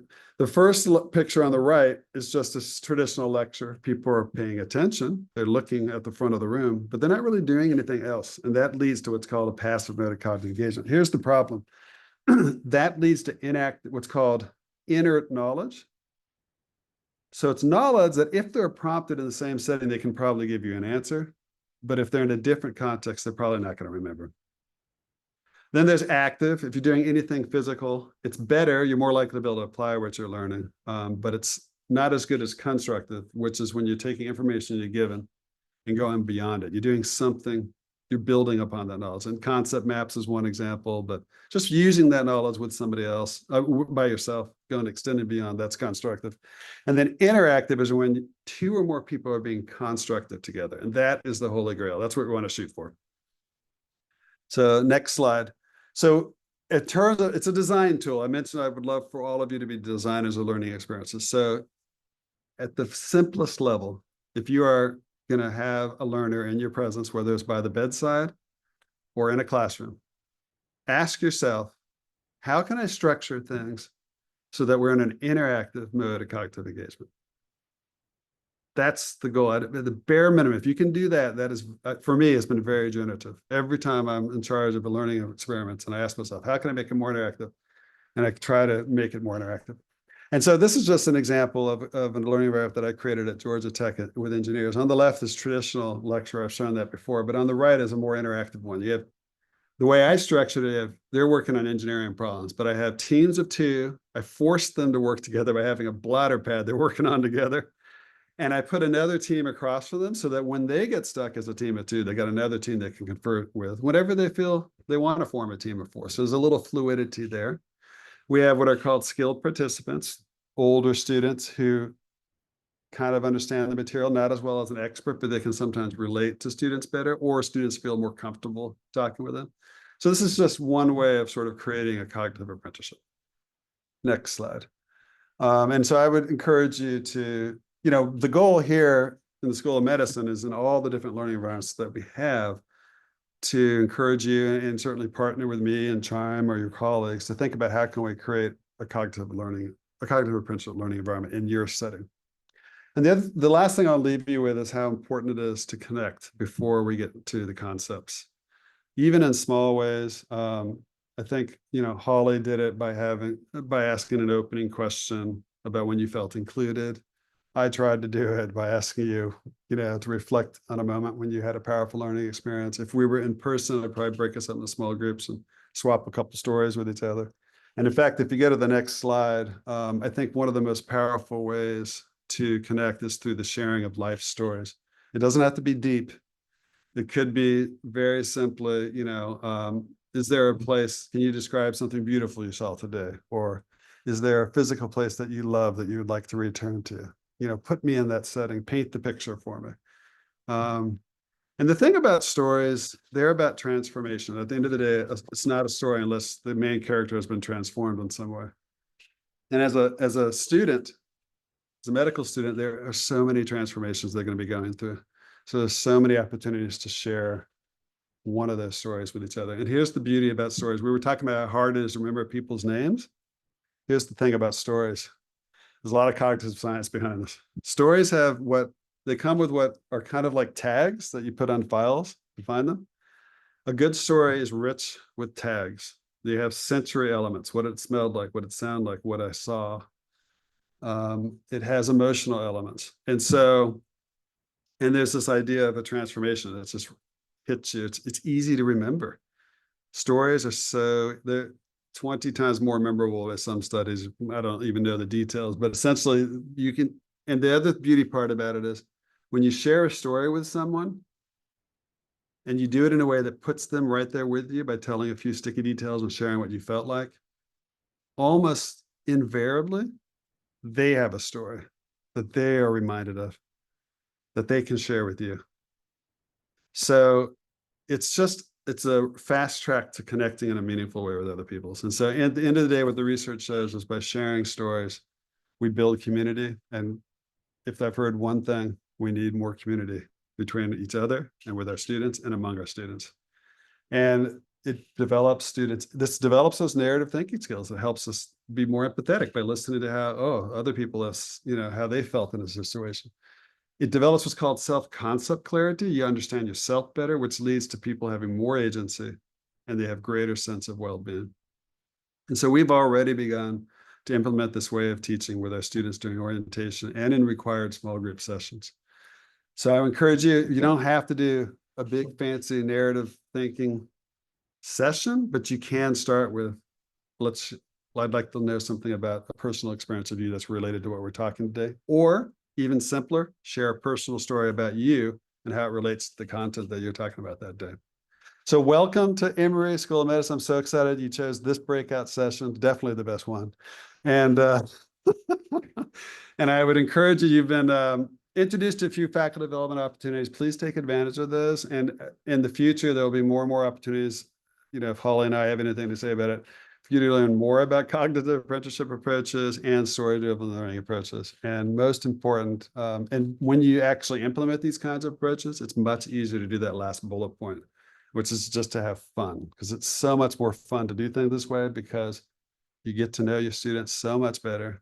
You know what they're actually struggling with. You're not imagining what they're struggling with. And as experts, it's so much easier for you to connect to them. It's feedback for you when you make their thinking visible because you can meet them where they are. So again, thank you so much. And I don't know if we have any time left. I probably blabbed on too long, but thank you all for sharing your stories. And I'm happy to open it, have any questions. Oh, and by the way, I will put into the chat where I am. And also I gave a longer talk. I don't really expect you to watch it, but for Grand Rounds in Medicine, if you are interested, you could check it out there. It's more comprehensive about the transformation. And I'm on the third floor. On the fourth floor, sorry. Suite 453 of the School of Medicine building. And it's kind of like a fortress over here. So somehow you'll have to contact me and I'll let you in. Or maybe, it's locked. You have to have access to the fourth floor. So go to Holly's office and she'll lead you over. Yes, exactly. I can get you up to see Joe. So I took us over, which set you up, Joe, to take us over. So we're going to take a break. Yep. Joe and I will stay on for those of you who have questions. Our next speaker is here. She's going to be talking about how to provide feedback, fundamental skill for any educator. And she has agreed to start that at 3:05 so we can all have a much needed break. Again, Joe and I'll stick around for questions, but please take a break if you need to, and we will get started with Dr. Lisa Bernstein at 3:05. Who going to teach us about principles of giving feedback, because we will all be giving feedback to learners, and I will let you introduce yourself further. Thank you, Lisa. All right. Hi, everybody. My name is Lisa Bernstein, and I am a professor of medicine based down at Grady doing internal medicine, general internal medicine. I just got off service for 14 days straight, so I'm a little discombobulated today. I'm regaining my life, but I'm very happy to be with you guys. I got the final slot of the day after a long day, so I'm hoping to be energized to keep you guys energized, and I hope that this will be interactive as well. Holly, if you don't mind monitoring the chat, because it's hard to do that when I'm doing the slides, I really appreciate it. We're going to be talking today about a topic that I personally found daunting when I started as a faculty member. And I will tell you some of the stories from my struggles with this, but it's so important so that our learners, whether they're medical students, residents, fellows, or anyone else that you work with, can really elevate themselves to be the best version of who they want to be. And it not only helps them, but it helps us. And I'll tell you my epiphany about that as well. But I'm going to talk to you about a couple of models, one of which is really thinking of yourself as a coach rather than the negative connotation that we always think about with feedback as a critic. So I'm hoping, this is my happy place, this television show. So I hear there's going to be a third season. I'm holding my breath. So we'll see what happens. But let's get Lisa? going. So I have nothing to disclose. Oh, go ahead. I'm actually not seeing your slides, although Oh, goodness. I was Hold just on. double checking it wasn't my mini monitors that I have going on, but I don't think so. I was seeing the slides. Oh, you are. It is my Yeah. fault. I No, apologize. it's okay. Thank you. Can you see them again? No. No. Now we can't see them. Okay, hold on. I undid it so that I could. 1 second. Thank you, Alicia. And I apologize for interrupting you, Lisa. No problem. Are we good again? Yes. Okay. Excellent. All right, I have nothing to disclose. So we're going to talk about formative versus summative feedback. I'm going to give you a few models of feedback, and then we're going to talk about a coach's approach. And then I'm going to give you a little bit about summative evaluation strategies that I actually stole from one of my colleagues who gave me permission. So I want you to think, you're walking in your work environment, and one of the people to whom you report says to you, Lisa, I want to give you some feedback. So I don't know about you, but this is what happens inside of me when I hear that. It is immediately inducing tachycardia. I am sweating and I'm thinking, oh my God, what did I do wrong? And it really, it can happen in our entire environment, whether it is your significant other, whether it is, my dog trying to tell me to let him out. We're getting and giving feedback all the time. But a lot of times we have this fear of what that means when someone says they want to give you feedback. And my goal today is to hopefully create a culture of feedback by disseminating all of you out into the Emory environment, so that we're doing this all the time and we are not inducing fear, but rather people are welcoming a feedback so that they can, again, be the best version of themselves. So when we talk about feedback in medical education, we all want to be on the same page. So I want to introduce a definition. So it's collecting data by observation, ideally first-hand observation, and you're comparing a performance of whomever it is, in this case, a learner, to a standard. So what should a third-year student be able to do? What should a second-year resident be able to do? What should a fellow be able to do? And then you're ultimately providing information to them about their performance. And the whole crux of it is that the purpose is improving their performance. It's not to lambast them about how terrible they are. It's not to be like, yay, you did a good job. It's for them to become better at what they're doing, and ultimately for ourselves to be welcoming of feedback as well, so that we get better at what we do too, no matter how far into our career we are. So again, I want to focus on some definitions. We're going to talk about feedback today, and I'm going to be really focusing on formative feedback, which I'll talk about in a second. And then this is contrasted with summative feedback or evaluation, what happens at the end of a time period when you're working with someone. And this is becoming more and more important for the medical students, specifically in the pass-fail era. So now that everything is pass-failed, even their third year and their sub-I rotations, what we say in their evaluations has way more weight for their residency applications. So whomever you're working with, when you're giving a summative evaluation, this is a judgment call. This is a grade. This is, I think that they passed or they didn't. They got an A, B, C, D. This is provided at the end of a time period. I just got off 14 days on the ward, so I got to work with 14 days. Some of them I only worked for a week. And some of you may only work a shift with someone, but you're trying to assess the degree to which they met whatever standards you have for that level of trainee. And ultimately, it goes into their record. Now, what we're going to be focusing on mostly today is actually formative feedback. And this is feedback on the fly. This is provided during an experience with the idea of sort of redirecting them so that they get better at what they're doing. And you're describing something specific, not just a nebulous, you need to do better. And we're going to talk about being specific. And the whole point is to guide future performance so that when you do evaluate them, you can say they took their feedback and they ran with it and they were better by the end. So you're just fine tuning their skills with the idea that then your evaluation can reflect how great they became rather than, at the end. And what ends up happening, and all of us were probably subject to this when we were learners, no one ever told you anything. They said, good job, good job. And then at the end, you get told that you should have done something differently. And you're like, what's the deal? And that's a real phenomenon that we're going to talk about that has even a coined name to it, where we sort of avoid giving feedback because of that. But formative feedback is essential. And our students and residents and fellows and everyone we work with really want it. So I want you to look at this. This is the type of feedback we get in our everyday lives and the type of feedback that we tend to write in our evaluations as well. So you're an excellent resident, great with patience, exemplary professionalism. This is actually not feedback. While we all enjoy the likes on our Facebook page or, when we post pictures of my kids, I know my kids are cute. I'm hoping, but for some reason I need that little shot of adrenaline telling me that other people think so too.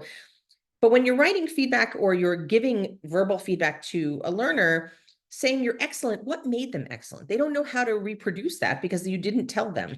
If they're exemplary in their professionalism, what exactly about their actions in the workplace made them seem really professional?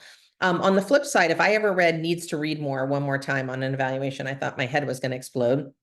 But what does that mean? What was I doing that conveyed that I needed to read more or that someone is disorganized? None of this is really effective feedback. It is essential to learning, however. We know that it is essential in the academic development of learners, especially with knowledge and technical skills. But just saying attaboy or attagirl doesn't do anything. Compliments don't improve technical skill. Specific instructions on what is done well and what is not done well is what's really going to improve performance. And as you might imagine, most of our learners feel like they're not getting enough of it. They feel like it doesn't happen as frequently enough. They don't feel that we're giving them specific things to grasp onto, that they know what to do in the future. And so they're really dissatisfied. So the reason we give this talk at the very beginning of your academic career at Emory is because we feel that it's so important and it's something that is daunting, and that we're hoping to, again, create this culture of feedback. So what is so difficult about giving and receiving feedback? This is part of our interactive portion of of my production here. Tell me what is it that's so hard about doing it? We know it's important now. We know that, that we should be doing it, but why don't we? You can put in the chat, you can speak up, anything is fine. It's 3:15 in the afternoon.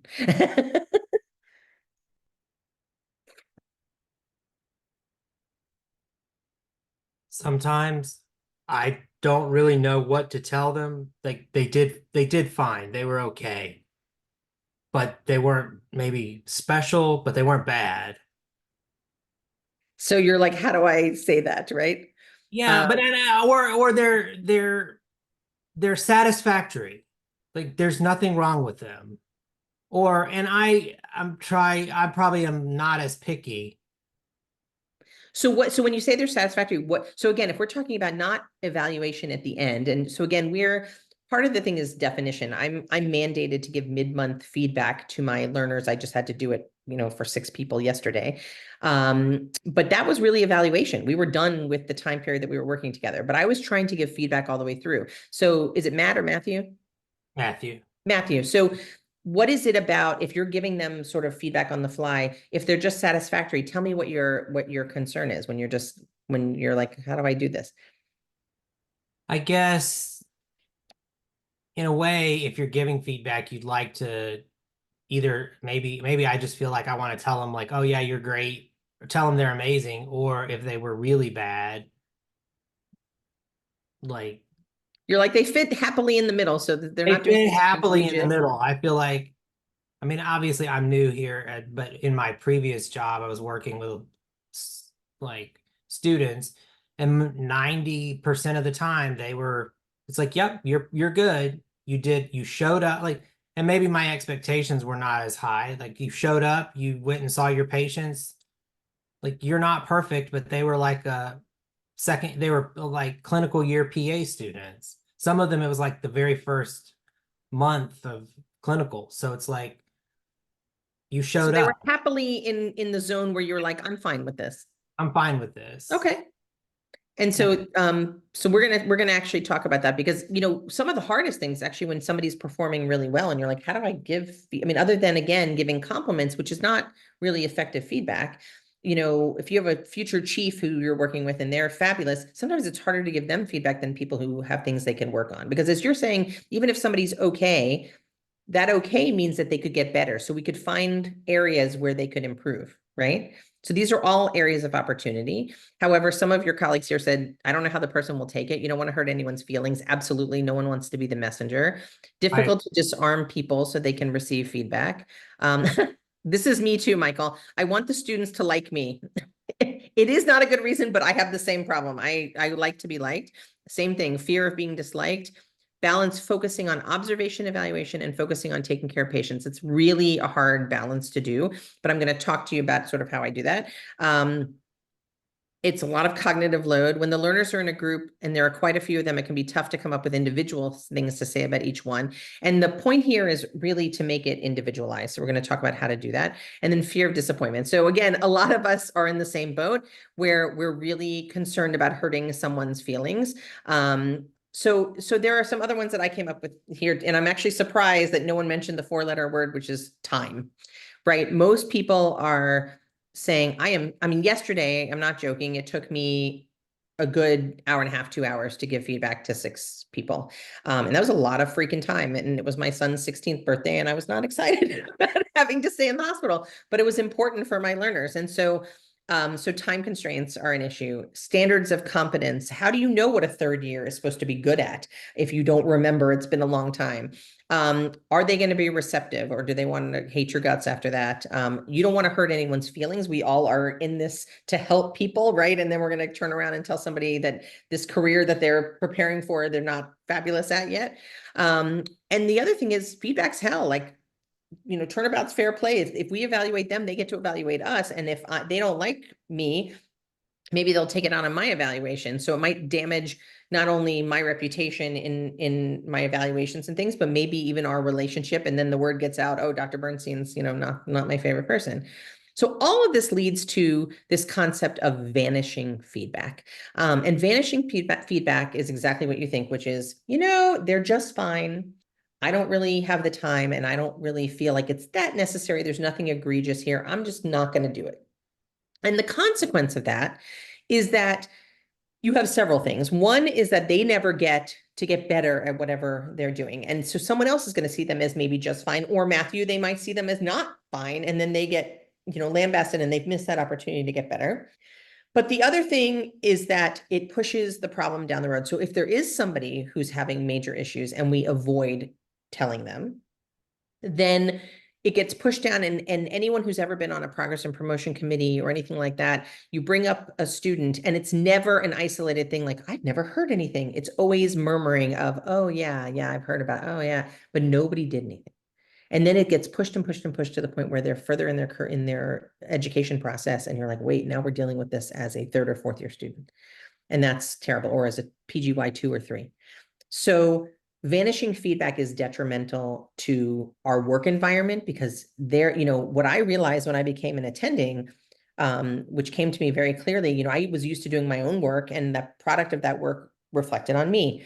Now I'm responsible for a team where the interns and the residents and the students, whatever they're doing to take care of patients, reflects back on me, and I'm responsible, and I can't recreate all of the work that they're doing. I'm relying on them to be good at the work that they're doing. So it behooves me to make them good at what they're doing so that I don't have to reinvent the wheel and go do all the histories and physicals and all that stuff myself. And so it behooves us to do that, to make them better for them, most importantly, but also for you to make your life better and for the work environment so that, again, this doesn't just push the problem down the road. So what are the benefits of giving feedback? For us to be the giver, what is, and I gave you some of them that I feel are important for me, but what do you think are some reasons why we should give feedback?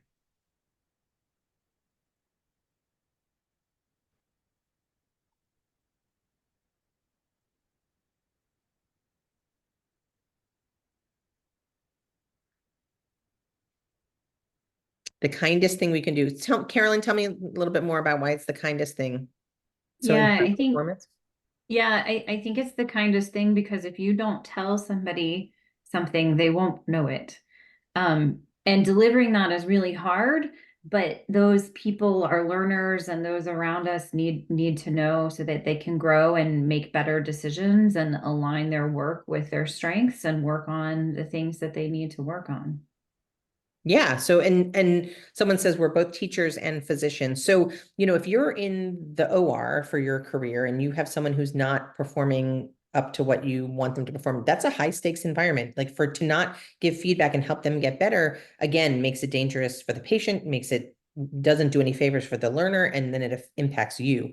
I had a student on my service this past week, and her first, she had been on a couple other rotations where I guess giving oral presentations were done differently. And she was all over the place. And I had to stifle my face, and just be like, okay, and so then I sat down with her and I said, okay, tell me what you thought about how you did. And we went through exactly how to do a presentation. And then the next time she gave it, it was night and day. And I was able to say to her, wow, you took my feedback and ran with it. And I'm so impressed. And she was happy and she understood it wasn't a moving goalpost. It wasn't, okay, it's what Dr. Bernstein wants. This is what internal medicine, is expecting on my rotation. I get it now. And she did that. And so highlighting, as Paul says, opportunities for the learner. And it's also an opportunity for us as well. I like that, Shannon. They may be our doctor one day. Absolutely. So you're addressing issues or reinforcing behavior in real time. It's going to make them better, but it's going to also make your life easier. And again, it avoids kicking the problem down the road. But there are benefits for the recipient of feedback, and it is hard to be a recipient of feedback, especially if you're being told as someone who has always done well academically. That's how we got here, right? That's how these students and residents and fellows have gotten to where they are, is they've done a phenomenal job, academically, and they feel like, they're good people and they've gone into this for altruistic reasons and all those things. It's hard to be a recipient. But if we are all in this with the idea that we want to be the best physician of whatever flavor we are at that point, our goal is to improve.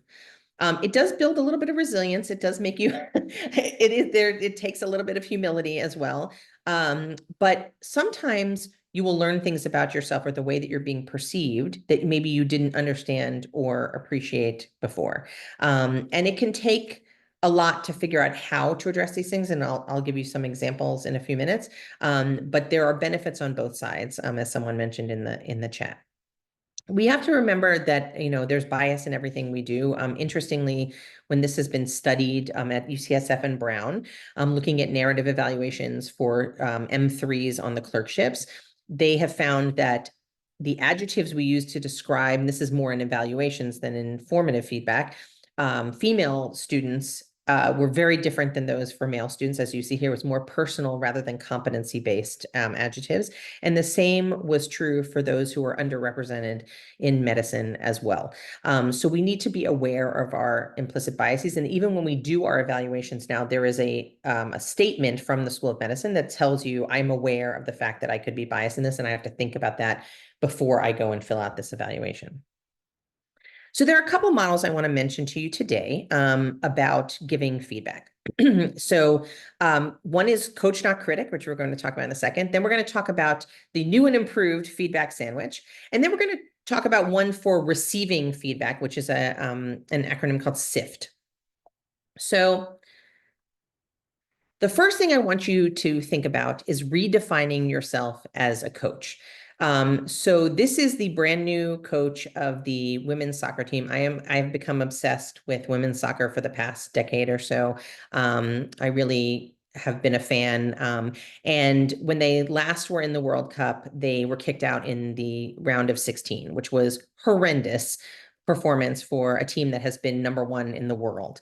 And they needed a new coach, and so they brought in a coach, Emma, who is she shook everything up. She had some of star players like Alex Morgan, who was a given, should be on the team and was not put on the team for the Olympics. She had these young players who are not tried and true proven, even though they're all playing in the National Women's Soccer League. And she said, these are going to be my stars. And she tweaked their style, even though they already had a style that was successful in professional soccer. And no one knew if this was going to work out, and they walked away with the Olympic gold medal. So how do coaches make their teams or their players better? For those of you who have been coaches, or those of you who have ever been coached in anything, whether it is dance, whether it is a sport, anything you've done, what is it about coaching that helps not only the individual player, but also the team as a whole? Because we all work in teams, whether we're working with, I felt like the Pied Piper this past month because I had 2 third-year medical students, 2 interns, a resident, and 2 pharmacy students and residents. And so, we work in a team, and we were working with, obviously PT and OT and speech and all these other, nursing and clerks, everybody, right? So how do we help our learners become better for themselves? And that also elevates the team. Again, and this is the interactive portion of our program. Feel free to speak up or just put it in the chat. What are the qualities of a coach?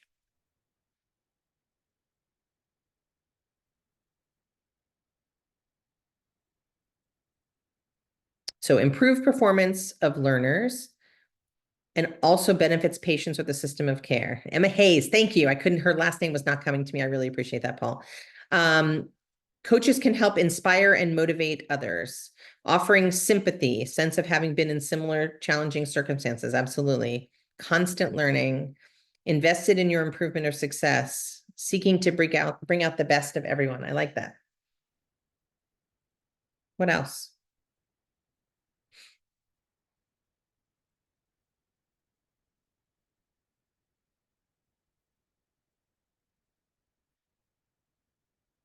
Seeing how different parts of a team fit together. Excellent. So everyone's not going to be perfect at everything, right? You have to tap into people's strengths and identify where they can improve. Receptiveness to team concerns, so listening from the other side. We think of feedback as being just a one-way diatribe from us to them, but really you have to listen as well. So thank you for all of that. So if you think of yourself as a coach, there are several things that come up, and this is all, even though we think of this in, from the Ted Lasso, world of sports, really we can apply all of this to medicine as well. So the first thing is you have to know your team. On my team this past week, I had 2 off-service interns. They were not internal medicine passionate, but they were all in, and they were fabulous at doing what needed to be done for our internal medicine patients. But I had a future dermatologist and a future psychiatrist. I had 2 medical students who had done other rotations that were not close to internal medicine in the way that sort of we handle things on the wards. And I had a brand new PGY2 who was lovely and wonderful and did a phenomenal job, but was 2 months into this new role from having been an intern, right? So I had to know what I was dealing with, as opposed to in May when everyone's seasoned and, the medical students are new, but everyone else sort of knows their job really well, right? So I have to zig and zag based on what I know about the team. And I got to know them really well. And when I say know the team, not only knowing what a PGY2 who's starting out is like, that it's someone who was really good at being an intern and then was told, oh, now you have the 10,000-foot view and you have to figure out how to run a team and 14 patients and interns who are new and all these moving pieces that this poor person had to put up with, but also knowing who they are and what their goals are for themselves. So I have my team set a goal, at the beginning. I say, hey, I happen to be the course director for clinical skills. Some of them know that. I happen to teach in the medical school. And so some of them, I say, hey, tell me what your goals are. And a lot of the students will say, Dr. Bernstein, I want to get better at my physical exam skills. So I keep that in my mind when I'm working with them, and I give them feedback on what their goals are. We also, as coaches, need to demonstrate our skills. If there's a certain way you like to do things, then demonstrating. So I told this lovely student how I thought oral presentations are the most effective, and I demonstrated how to do that. And I tried to role model how I talk to patients or how I interact with other staff as I'm working in the work environment, right? We also have to support members. I had one of my interns had just recently had surgery. Another one had to go for a procedure while we were on service. So like knowing what's happening behind the scenes is really important. And we're going to talk about that in a second, sort of as the extra thing that sometimes we don't pay attention to. So I really highly recommend getting to know who you're working with more than just, this is the person who's doing the work in my work environment.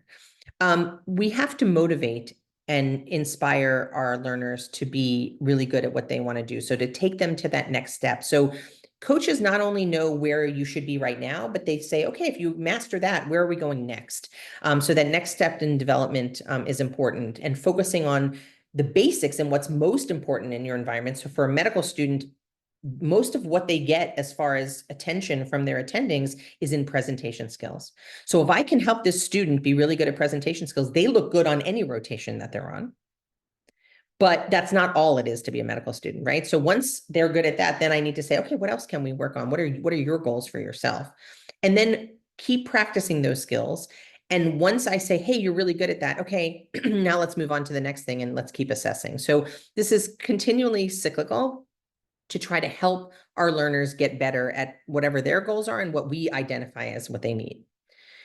We, as coaches, need to ask really good questions, and we're going to talk about this in the new improved sandwich model in a second. But encouraging realistic goals and expectations. What can I really achieve in the time frame that we're working together? And identifying strengths, being positive in our feedback, not just, again, good job, but I really liked the way that you knelt at the bedside and made eye contact and really made the patient feel like they were heard. And you were able to regurgitate back exactly what they said, and that showed that you were listening really well. And then again, identifying that next step in development. So how many, I'm sure many of you have had the feedback sandwich before, right? And the feedback sandwich has some positive aspects. There was a reason why they developed it, which is, for those of you who are not as familiar, but it's sort of a sandwich of a positive comment, and then what you're really trying to say, the crux of everything, which is the constructive feedback, and then again, another positive comment. And the reason that it was created was to cushion the blow, to tell people what you wanted to tell them that wasn't exactly perfect, but you don't want to be hated, and you don't want them to, to really be upset, and you're not trying to hurt anyone's feelings. And so you're trying to say something that's nice on either end.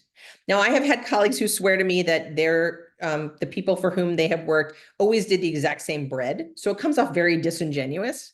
You're really fabulous, but and then you're really fabulous. And it doesn't work really well, right? So there are a lot of drawbacks to the feedback sandwich, one of which is that some people only focus on the positive, and that's all they hear. And so because they get it at the beginning and the end, they go, oh, they think I'm fabulous, wonderful, this is great. And then the others are waiting. They know what the feedback sandwich is, and they're waiting for the but, and it doesn't really do what it's supposed to do anyway. So I want to advocate for a more gourmet sandwich. And this is the ask, tell, ask. And I don't think of this as completely separate from coaching. The coaching is always in the background. It's always me working with the person to try to get better at what they're doing. But this is the way that I handle doing feedback when I give formative feedback. So the first thing is that you want to remember that it's a two-way street. The learner is an active participant, and you're listening to them as much as you're trying to give advice. And a lot of times I will ask at the very beginning, tell me what you're most proud of. Tell me where you feel you're most successful. And oftentimes when we're talking about feedback, people are waiting for the negative. So if you say, hey, where do you feel most successful? They're like, oh, wait, I get to focus on the positive, which is great. And then you can say, what do you think where can I help you? Right? Not where do you suck, because we have all learned to build a shield to say, I don't have any flaws. Everything is fine. I am Teflon. And that's not true. We all have areas in which we can work. But if you say it in the vein of, hey, I'm invested in your success. I want to help you. What can I help you work on? Then you can tell. So if you've seen something, as Matthew said, they're okay, they're not fabulous. There's got to be something they can work on. So based on your direct observations, what can you tell them that they can work on? And you want it to be a discrete thing. We all have learners where there's so much you can work with, but you have to find the thing that is most impactful for them and most impactful for you. So for me, with this student, she was doing a great job in other things. So I was able to tell her that she did a great job with these other things. But the presentation skills I felt was going to be a detriment to me learning about the patients on my service, but it also was going to help her future rotations. And she's, only a few months into her, halfway through her year. So you want it to be non-judgmental. If you have a very emotive face, you want to be aware of that and try not to become a meme, in yourself. You want it to be something that's fixable and very specific. And I try to relate it to the shared goal. So I try to say, look, you want to be really good at giving presentations because, to be honest, unless an attending takes special time to walk around with you, you're going to want to, this is the time you have the floor and you want to be good at this. So I want to help you be good at this. So it's a shared goal. And then the next ask is almost like a teach back, in that you are focusing on the future and you're saying, are you buying into this? Tell me what you heard from me and tell me how we can come up with ideas to help you get better at this. Would you be okay if I sat with you and showed you how I, suggest that you do the oral presentation? Gauging that acceptance is really key, because you can want like the, adults in the Peanuts cartoon all you want, but if someone's not going to listen to what you're saying, it's going to be for naught. You're wasting your time and they're not really listening. So saying, hey, what would work best? What do you think? How best can I help you? And then following up. So the key of what happened this week was me actually going back to her after she gave that second presentation. And I said, do you see the difference in what you did? What do you think you did well there? I want to tell you what I saw that you really did well there and how different it was from the first one. And so that was coming back around and making sure you follow up. Because if you just say fix this and never identify that they got better, now I can, on her evaluation, say, she took feedback and ran with it and did an amazing job. And that's a great skill in a future resident, right? For someone who's going to be hired by a residency program. So that is the ask, tell, ask. So the summary here is trying to identify, remember how you felt in the hot seat or how you feel in the hot seat if someone gives you feedback.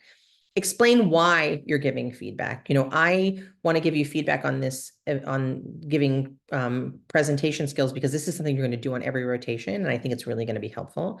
And then what can they do to move forward, and trying again to watch your facial expressions.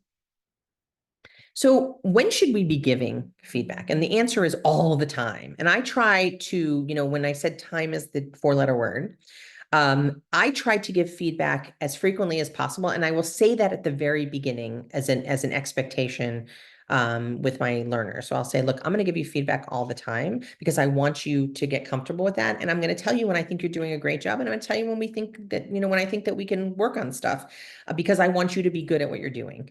And there are times that your rotation will say you have to. So I had to give mid-month feedback yesterday. But when I'm with a patient, when I'm rounding with my team, if there is something positive to say, I do that in front of everyone, because then it perpetuates that behavior and everyone hears, oh, Dr. Bernstein likes that I crouched at the bedside and made eye contact, right?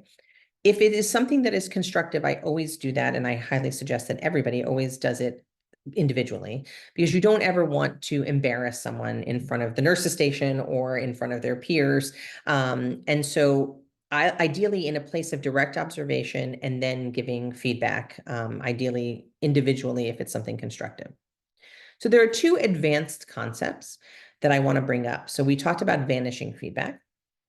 One of them is called frame-based feedback. And the benefit of getting to know your learners helps you with the frame-based feedback. So Frame-based feedback is where your assumption, and we always, we know what they say about if you assume, right? It makes an out of you and me. So frame-based feedback means this came from literature from Harvard looking at anesthesia and surgical residents. And there was a surgeon who was on, they gave an example, all night long, was up all night long, and then had to operate the next day. And the attending noticed that they were tentative in what they were doing in the OR and said, you know what? I think you're not getting enough time in the OR. We need to get you in here more often because you seem very tentative. The reality was that person was exhausted and was afraid of making a mistake, in a high stakes environment. So what the person perceived as the solution to the problem in their feedback completely missed what the actual problem was. So frame-based feedback is really asking what is happening behind there. This person has been really on top of things and now they're suddenly slipping. Going to them and saying, hey, what's going on? I have found out that some of my learners are, living further away from the hospital and are taking care of a sick family member. And so that's why they're late to rounds, because they are stuck in traffic more than they would have been otherwise.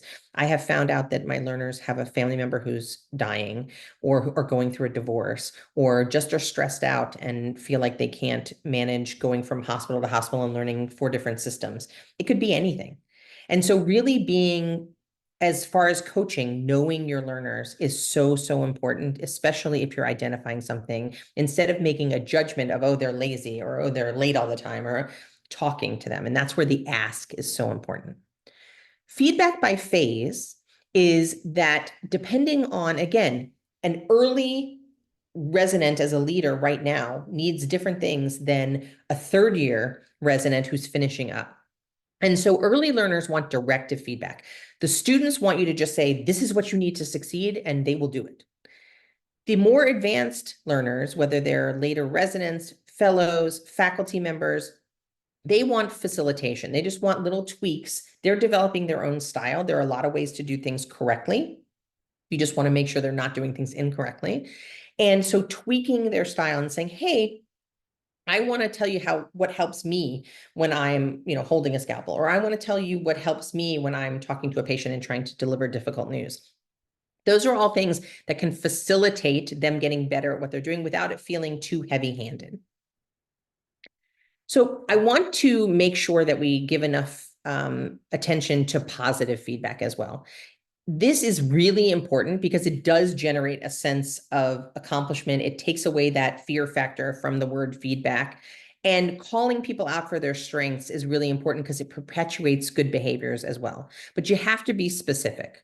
So again, saying to somebody, hey, I really thought you did a great job with that, is terrific, but they don't know what they did a great job in that particular environment. But if you say to someone, I really like the way that you sat down and you introduced yourself to all the family members in the room and you explained what was going on in lay terms, and you asked for questions at the end, not just saying, do you have any questions, but expecting questions and taking the time to really answer them so that, everything was taken care of in the room. That is very specific. And then they know exactly what skills you think are essential to whatever you do. So it is much better to be able to, and it's easier to give constructive feedback if you also are balancing it with some positive commentary as well. There are some benefits to receiving feedback also, and this is a great book called Thanks for the Feedback. As you might imagine, most people don't want it. We all dread someone giving us a performance review and feel that it is completely and utterly inaccurate. We all want to be thought of as perfect and wonderful and adored and accepted, but that is not, always the case. And it's not the case just because someone's telling you that you could do something better.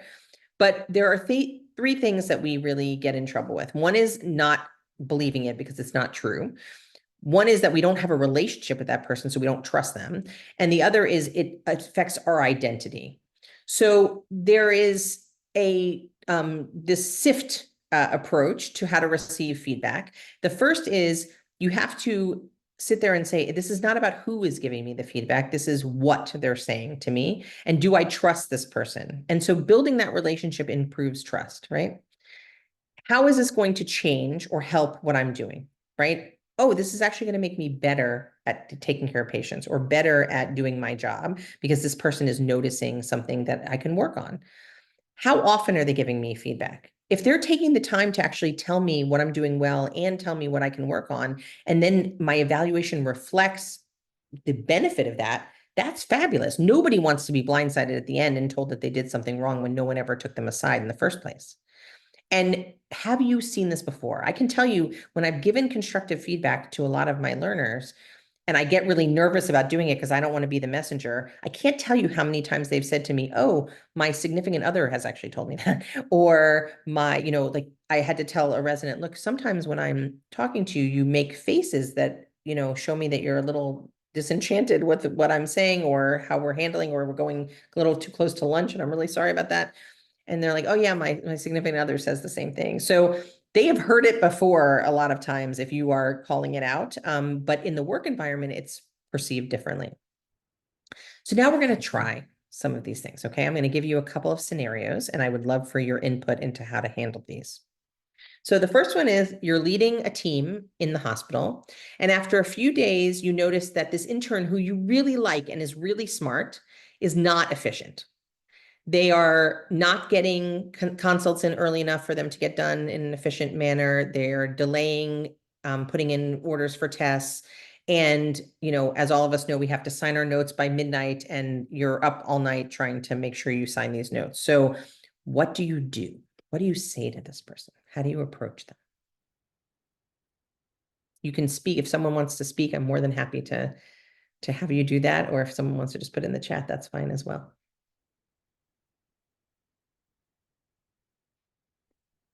No one wants to tackle this at all. Anyone? Hey, this is Shannon. Hi, Shannon. I think I would do kind of like you've suggested, where at some point I'd pull them to a side away from the team, tell them like something great that they're doing, and but then I would bring up directly like the point that it's important for patient care for notes and consults to get in right away. So how do they think they've been doing on that? And could we together set a goal on trying to get that done in the future and eliminate any barriers kind of to that situation? I would say the other thing is that sometimes there's like senior residents on the team and they oftentimes have a good pulse of the situation. So I typically like pull the senior resident over to the side first to see if they have any insight and or if I can coach them in like this leadership teaching moment. Because sometimes resident giving feedback to an intern can be less intimidating than the attending if they feel comfortable. So those are the two things I would think about. That's great, Shannon. I agree with you. So first of all, I really love the idea of, so a lot of times they'll have trouble with the Epic system, which I am, especially direct care stuff, I'm not as good at because I just don't do it as often. And so I enlist the help, or for efficiency's sake or organization in trying to keep track of tasks. I don't do the minutia anymore as the attending. And so I definitely enlist my team to do that. And I really like what you said about, you were engaging the ask, tell, ask. So Vanessa, you said ask, tell, ask. What would you ask?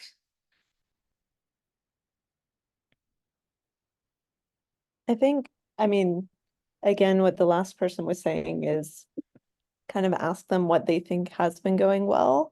And then also if there's anything that they personally think that they could work on or that's giving them difficulty, and see if they bring that up first.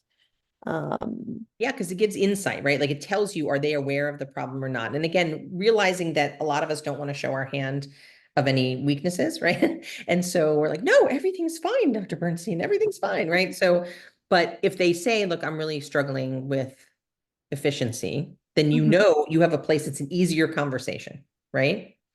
Definitely. What'd you say? Then you mentioned like you can tell based on, what you've observed, as well as like the attending. Right. Just So yeah. So that ask, and then the second part is the tell. Exactly right. So I've observed that sometimes it's a little bit later that we get the consults, or I'm unfortunately having to sign charts at 11:30. Is there any way we can get them in? Tell me what's going on, right? Paul says, asking in an open-ended manner how the learner thinks things are going and looking into a frame. So is there something going on behind the scenes? So when you ask, if they don't say to you, hey, I'm having trouble with efficiency, then you can tell, as Vanessa said, hey, I'm noticing this, but then go back to the ask and say, have you thought that this is a problem? And Meg said that, they may already feel like it's an issue. They may then feel comfortable, since you noticed it already, to say, yeah, actually, I'm noticing that. And they may say, look, I haven't been at Grady ever, and I'm learning the system, and I'm so sorry. It's just taking me a little while. And then I might, refer them, as Shannon said, to my resident and say, hey, can you help them become more efficient in how to get things in early? And, until you know what the problem is, the frame, you can't fix it. And to just say you need to be more efficient doesn't do anything either. So I really love how you guys all went back to the ask, tell, ask. Is there anyone else who wants to chime in? Okay, so dilemma number 2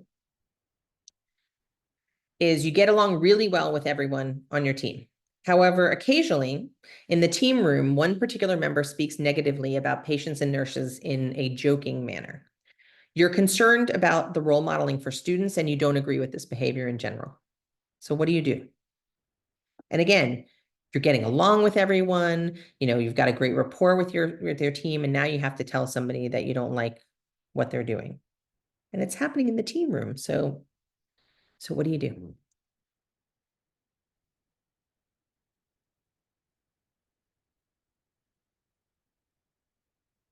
And I will tell you, this is, again, one of those vanishing feedback things where some people would just say, I'm just going to not say anything, right? But that's going to perpetuate that behavior. So let's see. So Carolyn said, this may be wrong, but in that situation, I try to address it right there in the team room. Okay, Carolyn, what would you do? Yeah, so I That's have a not hard wrong. time. I have a hard time coming up with explicit examples here, but I've been in situations like that before, where I've been relatively direct in how, even joking negatively about whatever other person or entity is really unfair to that person and is inappropriate behavior. And I like to address that as soon as possible and in front of others, to make sure that the others understand, one, that that's not an appropriate, joking manner. And two, in case anyone else in that room was feeling uncomfortable, to let them know that they have an advocate on their side and that, it's not okay. You have to be, I like to be very careful in my wording, because it's not like you want to make the person who's telling this joke feel terrible about themselves, but I do think it's important to provide that feedback very quickly. I really like that. I like that you're calling it out. And Shannon gives an example of what she would say. So, wow, you're really one of the role models on this. And I love how you do X. One thing to be mindful of is that since the younger students are really looking up to you, you want to be careful about the way you're talking. I can see you in a leadership position one day, and so role modeling is really important. That's awesome. And I've used something similar. This actually happened to me. I didn't find out about it by seeing it because they didn't do it in front of me, but the students were voicing either to the resident or me, I can't remember anymore, that they were concerned about this behavior. And so I pulled the intern, who happened to be the person doing it, aside. And I had to think for a long time and I really liked this person. And I said, look, this is what I've heard is happening. Do you agree? And they said yes. And I said, well, tell me where it's coming from. And they said, I think it's a stress response. I think that I, am a little nervous, and I'm trying to break the tension. And I said, well, how do you think, how do you feel that it's about, and it was about patients, actually. And I said, if this was your family member who was in the hospital, and they acknowledged that it was not the right thing to do. And I said, look, I'm doing this similar to what somebody wrote in the chat, because I like you and I know who you are as a person. I've gotten to know you, and I know that this is not a sign of you, being, callous or anything like that, but I don't want someone else to perceive that if this keeps going on. And you are a role model, for other learners, and we don't want them to think that this is the right way to handle things. And about 6 months to a year later, I was on night float with this person, and they came up to me and said, Dr. B, I really appreciate that you said that to me, and I've grown a lot since that time, and I realized, what was happening, and it was amazing because I was nervous. I mean, anytime I have to confront somebody, I get a little, like, oh, they're going to hate me. But I did it in a coaching vein. I didn't say, wow, you can't do, and you can say that if you want to, you can say that is not tolerated on my team. I do not like that. Please don't do it. And that's fine. But what I did was say, I tried the ask, tell, ask, which is tell me why it's happening. Do you think we can change it? This is why I think we should change it. And this is why I'm investing in you to tell you this right now. And it seemed to work better than me just being like, don't do it. Right. So thank you all for your input on those. So sometimes you're going to get somebody who's defensive. The key thing here is to remember it's probably not about you. It's about whatever this is, right? And you're focusing on the behavior, not the personality. So I noticed this, right? Not you are a jerk. You can't really say that. And you have to control your own emotions. Somebody said, I can see you being a leader someday. And I will tell you, I exactly used that. I had a resident on my team who gave me a lot of pushback on a lot of things, and I had to give feedback. This was not when we were mandated to give feedback, but I was coming home to my poor husband and going because I was losing my mind because this person was taxing my brain so much all day. And I sat down with the person, and I knew, unfortunately, from beforehand, sometimes you get a heads up before you work with somebody, oh, they're really, they get bad evaluations on clinic stuff and they get bad evaluations on words. And when I worked with this person, what I realized, I tried to tease it out before I sat down with them. And I said in my head, are they a bad doctor? And they were not a bad doctor. They were actually a really good doctor. They just had interpersonal things that were putting people off, and specifically me. And so I sat down and I did exactly that. And I said, look, tell me how you think things are going. Tell me how, I want to tell you, I really think you're a good doctor. These are the things I think you're doing really well. Let me tell you something though, when you roll your eyes at me or when you give me a lot of pushback, there are a lot of ways to do things correctly. Ultimately, it's my responsibility as the attending to help you learn and to take good care of these patients. Tell me what's going on. And we had a conversation, and they thanked me and said, this is the first time anyone's told me that it's probably interpersonal rather than me just being a bad doctor. Because the way that evaluations were written, the only way you could capture it was that they are doing a sucky job as a doctor, not that it was something that was interpersonally related. And years later, I got an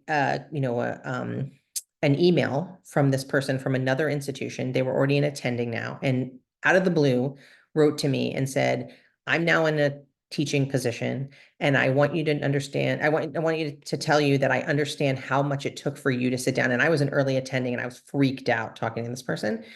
And they said to me, I can't thank you enough for sitting down with me, and I'm trying to role model that with my students now. And I literally burst into tears because I had been so stressed out about doing this years before, and to have somebody years later realize the impact of that. So don't underestimate the importance of feedback. And again, it doesn't always work out that way. Sometimes people are very defensive, but sometimes it is very helpful to do that. The evaluations, the key thing with evaluations is focusing on what they're doing. Again, concrete observation of behaviors, what should be expected at their level, and focusing on their skills. So again, the same thing we're doing with the formative feedback is being very specific, not just they did a good job, they were professional, they were a team player. What is it about them? So I tend to take notes when I do my formative feedback, and I keep it for my evaluations. So I can say they did a great job giving a presentation. They brought in, papers on something about their patient. They went the extra mile and contacted family members, whatever it was. And then that way I can put that in my evaluation as well. And these are the skills, the attitudes, the teamwork, and the reasoning. It's STAR is the mnemonic here. And so what is it that you can speak to in all of these realms that can help with their evaluations? So effective feedback is given with the idea that you are improving performance. Think of yourself as a coach, that you are trying to make them better because it will make them excellent in their area of expertise, but it will also make your life much easier. Make sure it's expected. Say it from the very beginning. I'm going to be giving you feedback so that it doesn't freak people out when you say it out of the blue. It should be well timed. It should be proximate to an event, but not so close if there was high emotions where you then have to worry about that. So if there was a code and everybody's upset, take a deep breath and then come and talk to them later. Or if there was something where there was, some interpersonal tension, wait till everybody calms down. Otherwise, make sure you do it close enough to the event so that it's not a week later and you're like, oh, I wanted to talk to you about something that happened last Wednesday. It's not going to be as impactful. Be specific, not nebulous. Limit it to something that's fixable and one thing, maybe two. And remember to use the ask, tell, ask.